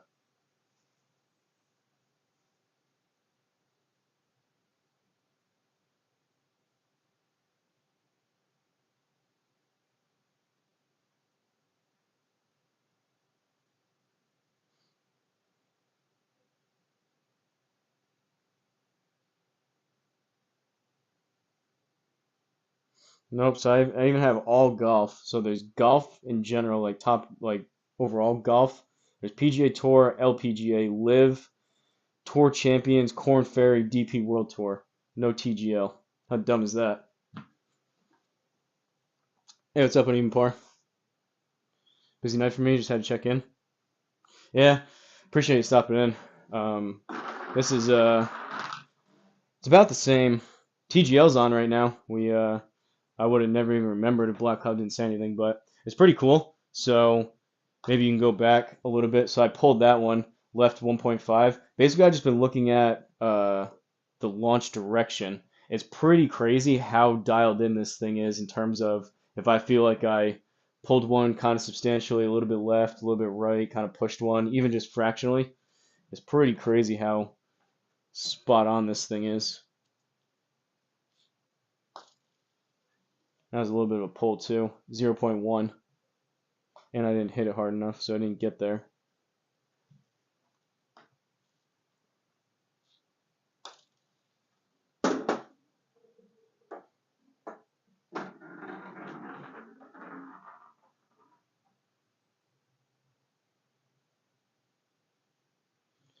Type TGL on the score, and the live match comes up. It's wild. It is pretty crazy how for $700 how crazy accurate this putting is. Well, even if I can search it, how is there not like a separate option just for TGL similar to how there is for like UFC, NFL, NBA, featured TGL scores? Then the app crashes. Well, what's the score? I'll probably watch it maybe after and skim through the commercials.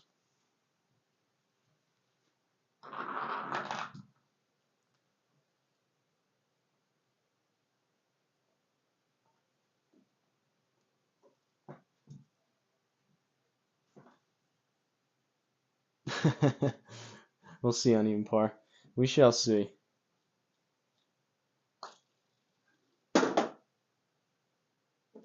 That was one-handed. I think I've hit more dead straight putts one-handed than I have with two. That was with my right hand, and I launched that at 0.0 somehow.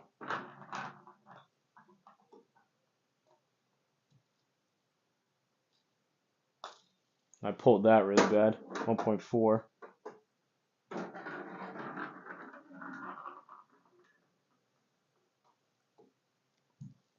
Just as a little demonstration, though, I'll show you a push.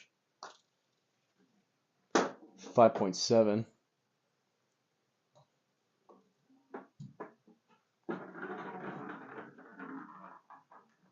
No idea. You have to take it up with him. Plan is up 2-0 on the ninth hole. Have to putt with the Crocs on course. Maybe if I put them in sport mode. Maybe that's my issue out in the garage. Too cold though for the old Crocs.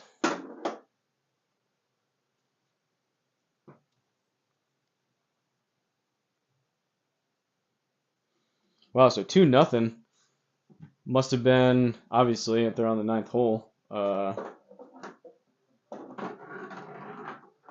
Almost all splitting the hole. I mean, as far as the TGL goes, one, they really need to change the format, but two, in terms of the alternate shot versus the singles, the alternate shot is way more entertaining than the singles. You could pretty much just turn it off when they switch to singles. What brand is my putting mat? I have it linked in the description if you actually want to know. A bunch of people, when I first started doing these, a bunch of people were asking about it, so I put a link. I don't remember. PGM maybe? Something like that. It's not that nice. Some of them are like $100. I think this one was only like 30. I don't know what it is now.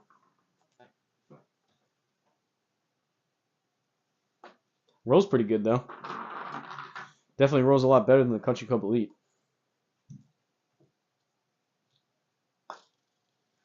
That was pulled all the way.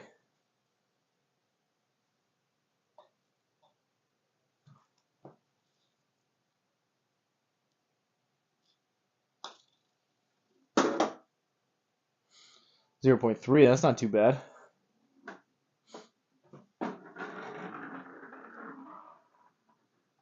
See a few of those Dustin Johnson perfect putting mats on Marketplace for decent deals.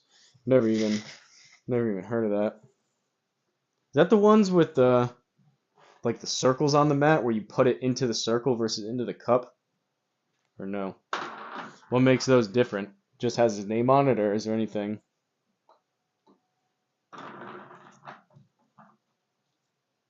He kind of fell off, huh? He was at like the top of golf for a while. You don't hear much about him anymore.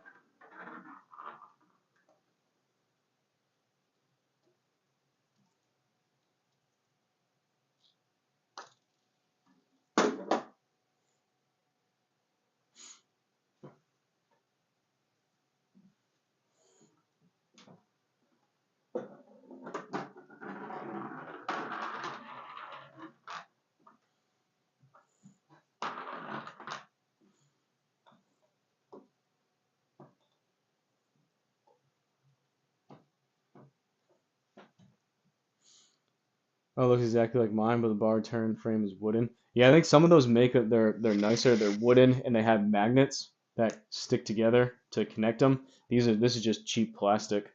Um, yeah, I've seen the wooden ones though. The turf's probably nicer too. This is a little bit grabby, but honestly,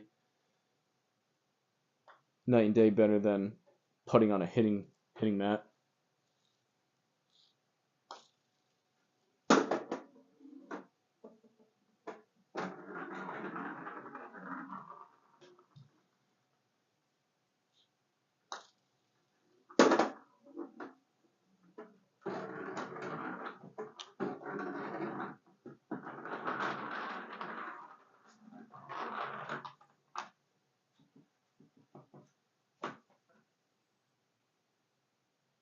More lines on it too, small hole like yours.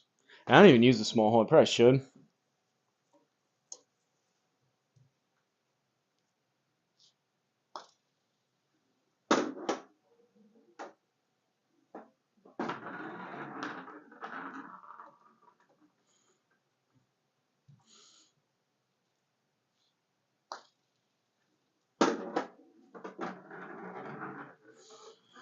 Anyone have an itch lately to get any new clubs? Driver, putter, irons, wedges.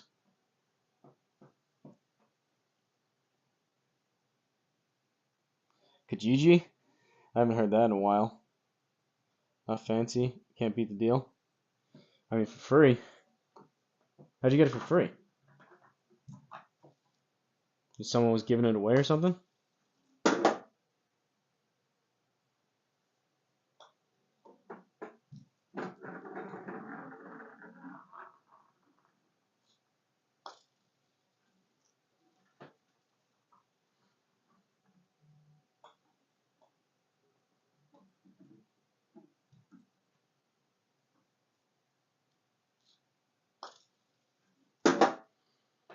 That was end over end.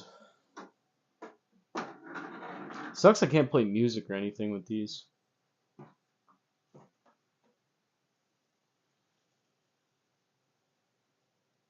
Do another entire fitting. Was able to fight off the urge. Older lady was giving it away? Yeah, GG Golf Galaxy, I figured. I did look. I went to Walmart earlier. They don't sell TP5. Well, they sell TP5s, but they don't sell the Pix balls at Walmart. At least mine. I was thinking I'd have to go to a Golf Galaxy or a Dick's to go get them.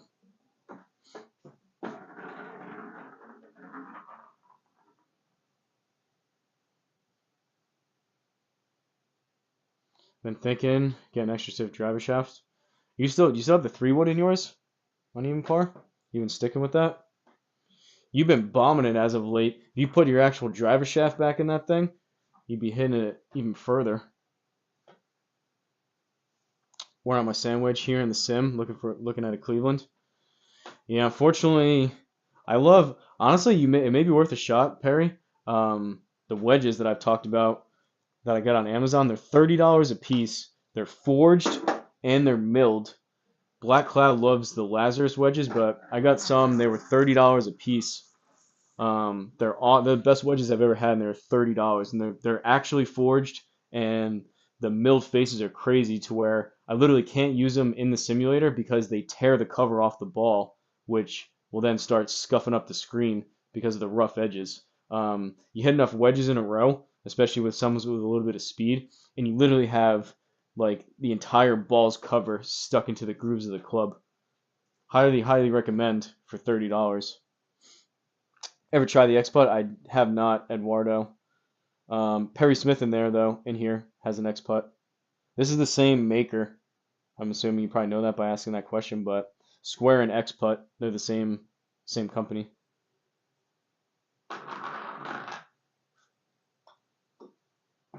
I kind of have a makeshift X Putt, so to speak.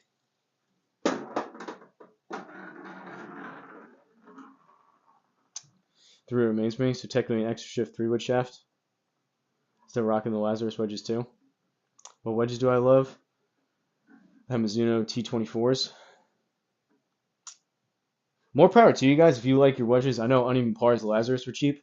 More power to you if you have wedges that you like and they happen to be more expensive. But if you think about it, wedges are something where those are going to get worn down the most just from hitting shots. So it's going to be something that you have to replace. To me, I love the wedges, but to me it makes more sense to go a little bit cheaper on wedges just so you can afford to. I mean, I can buy 4 or 5 of the wedges that I have for the price of like one Vokey.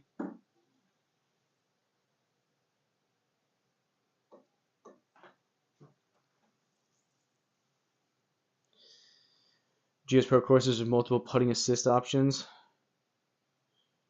should all be off and set to hard to be. In GS Pro courses, there are multiple putting assist options should all be off and set to hard to be as square. What do you mean? I know you're talking about with the putting assist. I used that the other day. I do like that, and if it's like not a serious round to where you don't have to read the greens, so it just aims for you. Um,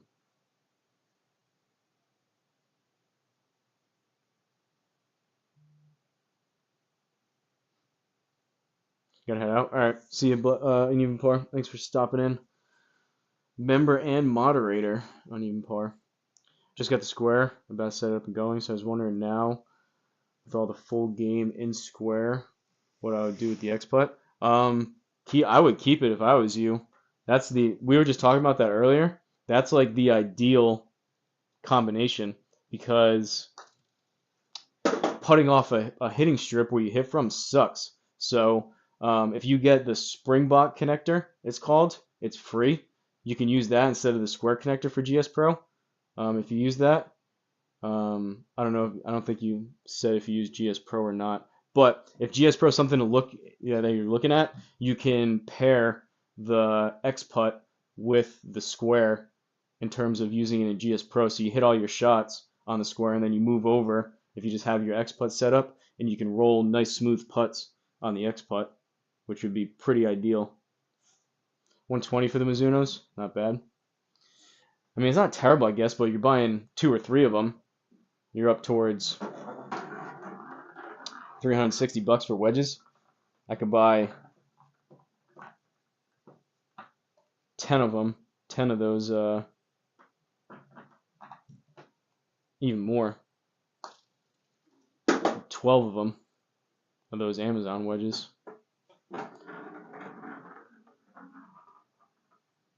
Oh, you have GS Pro? Yeah, look into that. So, I think they're all called. If you just type in Springbok MLM2 Pro connector, it'll bring you to the GitHub. That'll be the first thing that shows up. And I know it says MLM2 Pro, but it has other units there. It has like a ton of other units. It's free. It's free to use, and there's an option there to where instead of using it's still in beta, but instead of getting the GS Pro connector from the Square website, you can use that one, and you can change it to where when you putt on GS Pro, it switches over to the X Putt.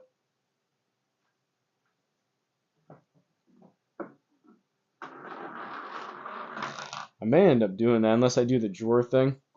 $500. I don't know if necessarily want to spend $500 just for a little bit better putting experience. That would be that. I mean, that's ideal though.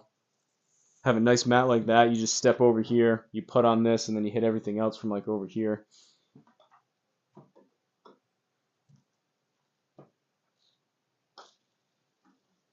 I just don't know where I would put this. I guess it would have to be a sliding rack backwards. And I guess you wouldn't even need that much. You'd probably only need about 3 feet worth of this, and maybe with just the white line and just putt towards the screen without even the holes. You'd only need about 3 feet of this if I put the square on the sliding drawer. Brilliant, thanks. Yeah, no problem. Hopefully it works. Oh, you only have a 56. Zuno gap wedge is 52. My pitching wedge, so I only bought the T24 56 wedge. The gap wedge and pitching wedge was part of the set when I got fitted. Oh, they play with 13, not 14? You're handicapping yourself.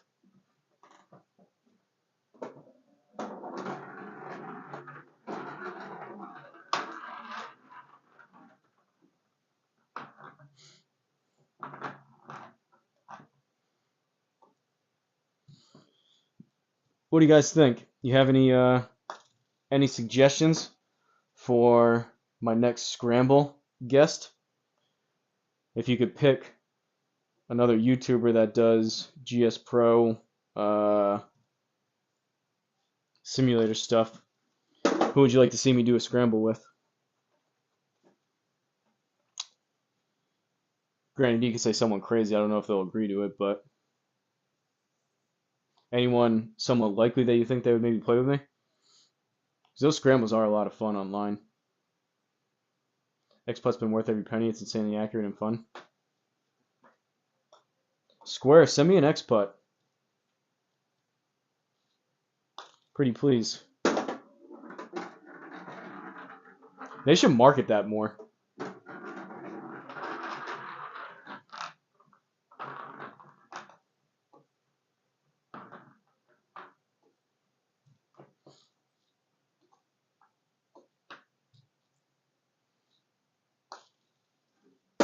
I do have some extra mat that I don't use here. I wonder if I cut that and then just put it on top of the Country Club Elite mat every single time I wanted to putt. It'd be kind of a pain, but I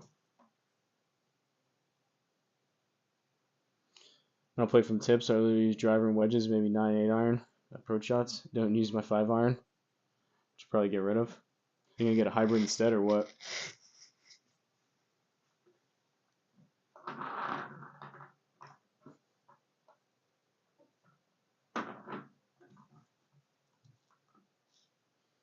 I would just think in terms of gapping, probably be beneficial to add an extra club in terms of like.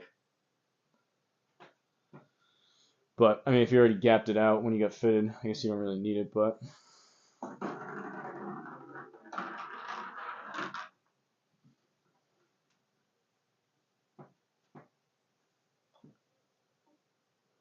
all right, I think I'm gonna get going pretty soon here.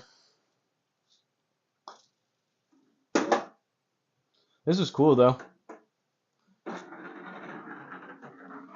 Definitely a lot warmer than the garage, so probably if I go live tomorrow, I'll probably do this again, and then plan on Thursday if I go live back in the garage,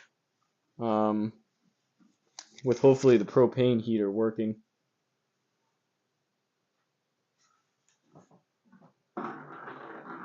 I think though, Bill, what you said earlier, I'll probably do that tomorrow. Kind of could have done it here, especially if I had the stims high enough.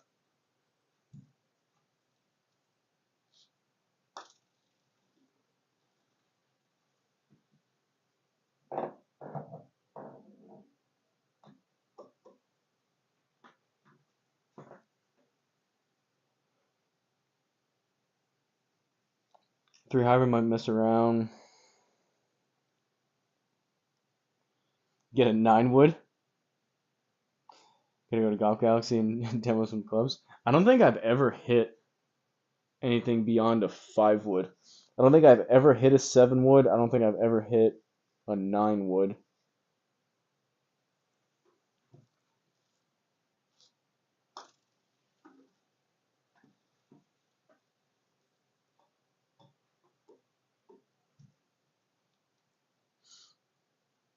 I agree though, for the most part, depending on the courses that you're playing, most part, if you hit your drive halfway decent, you don't even really need the hybrids or anything like that. I mean, ideally, you're hitting your tee shot on a par 4 or par 5, and then you have par 5s, maybe not, but the average par 4, ideally, you hit your tee shot and you have like 7 iron or less into the green.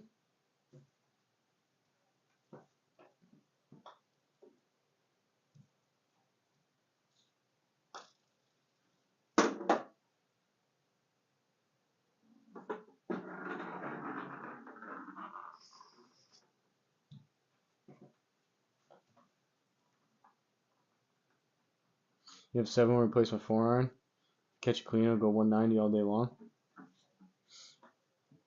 Do you have a preference between like a 7 wood or like a 7 wood versus a hybrid? You think one's easier to hit or you hit more consistently than the other? You would think bigger face on the woods, right, as opposed to the hybrid, but doesn't get through the rough quite as good. I know they're different clubs, but if you had to pick one.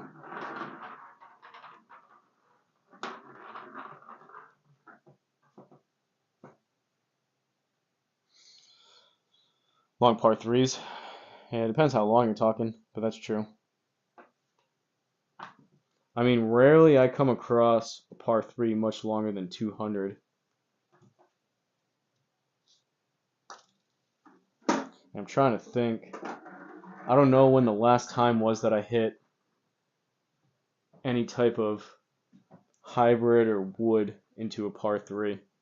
At the most, I top out at about 4 iron.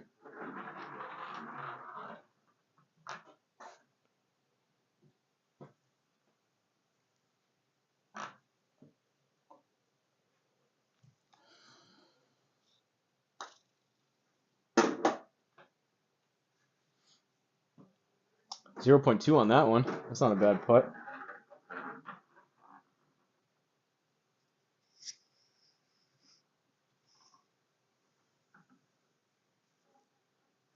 Ooh, 4-0 Atlanta now. They're on to the singles.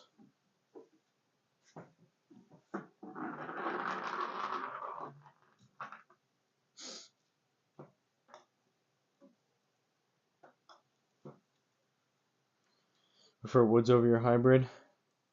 7 was my favorite club to hit. Baby, it'll go 170. Full has 205 carry, but at what cost? Yeah, well, talking to the wrong person about that. I swing like full, full plus, like every single time.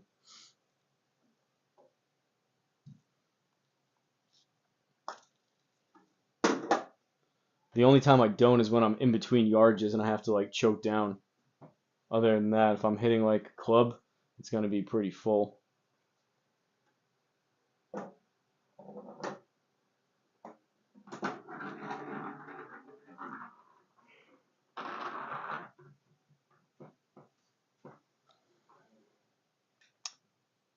Halfway clubs, half hybrid, half irons. I don't know how he hits them. He blasts them hundreds of yards easy. I can't hit them at all. You're talking about like those Cleveland Halo ones? They're like hybrid irons. That's what you're talking about?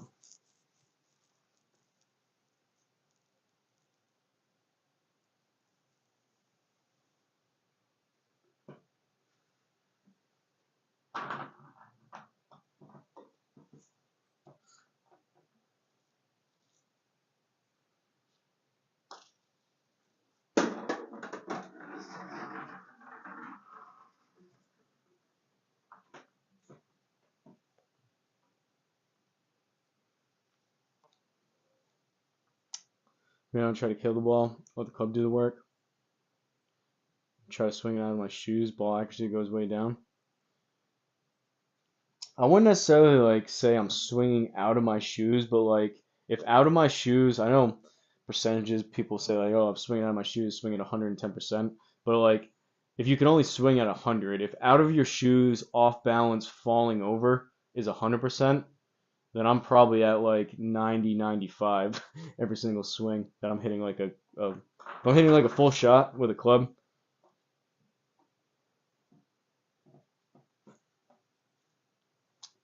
Those by a different brand.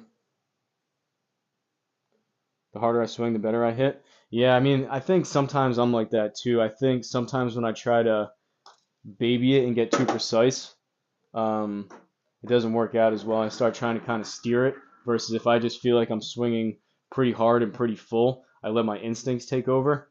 Um, different ways to play, and people are probably different, but yeah, I'm definitely along the lines of that.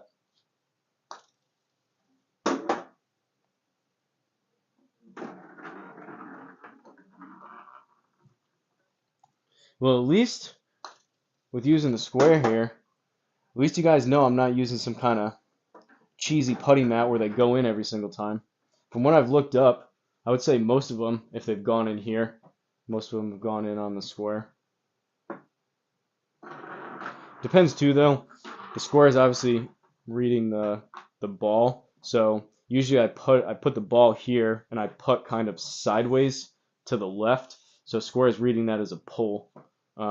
Versus if I line it up like pretty much dead straight of the hole,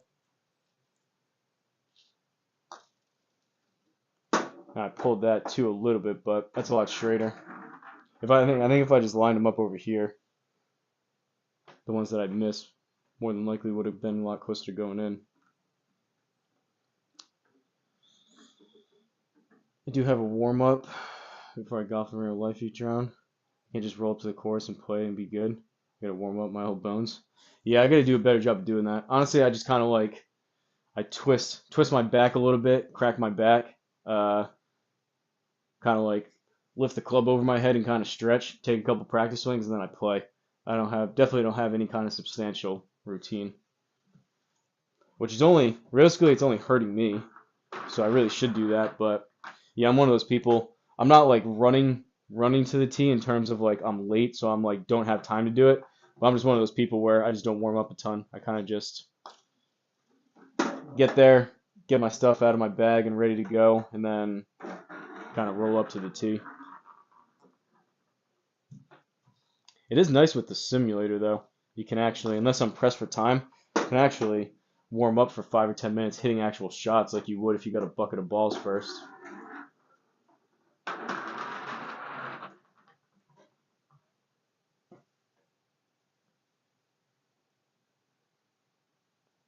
21 million dollar purse for TGL? For what? The overall? Is that going to be, I guess, split up then? Or does that go all to the overall winning team? I haven't heard that number before. Did they just say that?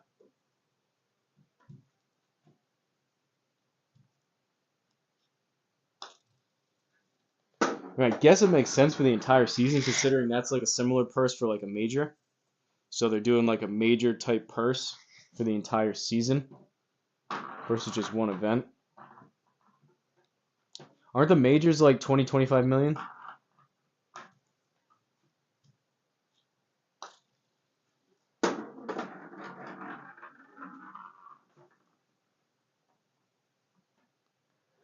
Good news is I haven't accidentally hit the square with my club or anything yet. I was kind of worried coming in here without the shank tank. My luck, I'm perfectly fine with real shots. My luck, I would crack the face of it by like reading chat and accidentally like hitting it with my putter.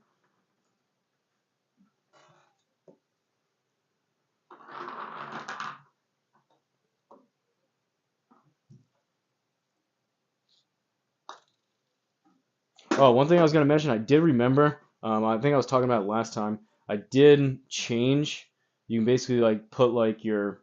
It's called like the upload default. So like any video I have now going forward, I put my Venmo in the description for anyone that um, may be interested in that. But I was meaning to do that for a while, so it is there.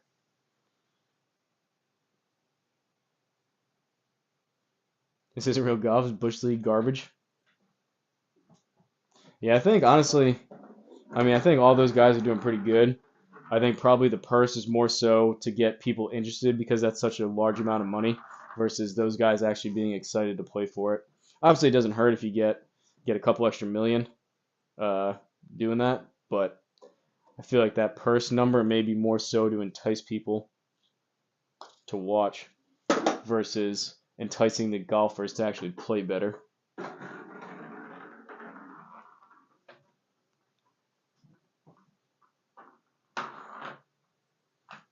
So does that purse then, does that imply that these guys aren't getting paid anything week to week? You would think they would be like kind of under contract to to play and schedule them doing this. They must be getting like a base salary to take part in this, and then they're playing for the purse on top of it, if I had to guess. No shot any of those guys are gonna schedule out this many weeks. I know they're not playing every single week, but no shot those guys are scheduling this in if they can potentially just win $0 at the end of it.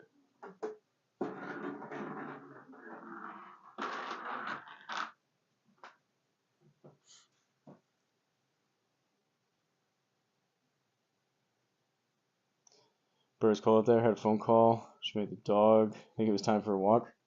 What's the temperature? I'm afraid to look here. I'm not sure which day exactly was supposed to be the coldest. Could be either tonight or tomorrow night, but it is not warm.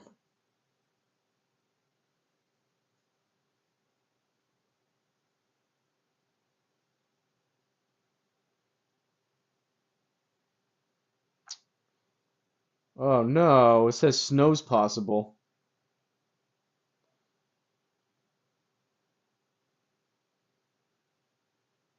It says light snow starting in a little bit, and then there's like 3 hours of moderate snow.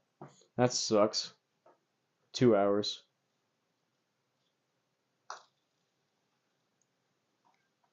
Right now, here it says it's 16 degrees and it feels like 11. And it said tonight is supposed to get down to 6 degrees, which will probably feel like 0 or close to it.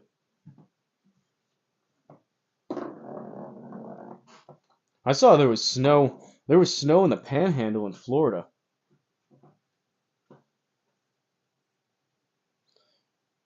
No idea how it works. Just because the pros play on tour doesn't mean they get paid. They get paid money. You gotta make cuts to get paid. Yeah, I think that's a little bit different though, Black Cloud. This seems like kind of like an extra add-on thing. Sponsorships aren't guaranteed either. 16 here with snow.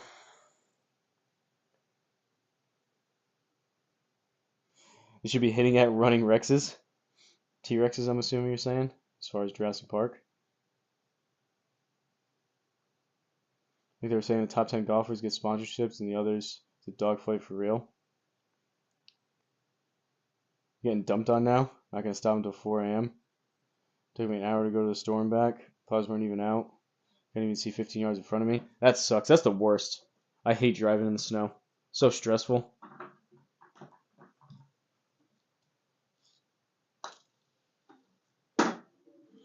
I'll take driving in the rain all day long over snow.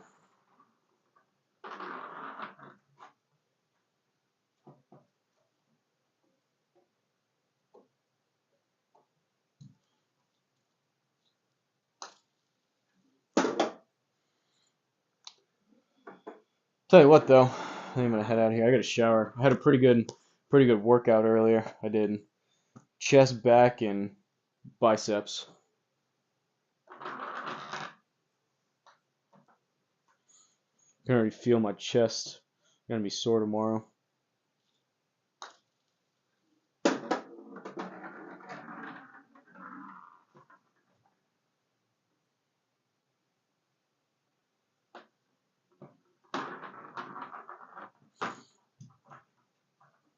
All right. GG. Yeah, thanks for stopping in. That's really cool. If you can document that test. Are you on any of the Facebook groups, Jonathan? I made one. I was talking about that. Spike is the one. Spike has the big one, the square golf for around the world or whatever. And then out of respect for him, I started my own. So I started the Square Golf USA one just so I was gonna be able to post my own SimSpace like affiliate link if anyone wanted to buy a square. But pretty much right after I started the Facebook group, they did away with those discount codes. All right, cool. Yeah, you're in spikes. Well, you can join mine if you want to. You don't have to. But if you go back to the driving range again and you document it, make sure you post that stuff in there. That'd be fun to look at. Have a good night. Yeah, want to be live again? I mean, I don't know. I've been going live almost every single day. It'll be either tomorrow or Thursday or both. Um, it's gonna be so cold. I don't know what time the propane heater is coming. Likely not gonna do anything in the garage tomorrow, and then starting Thursday I'll be back out there most likely. So if I do stream tomorrow, it'll be in here, doing this again. You guys like the square on top or no? Should I just go back to the regular putting stream?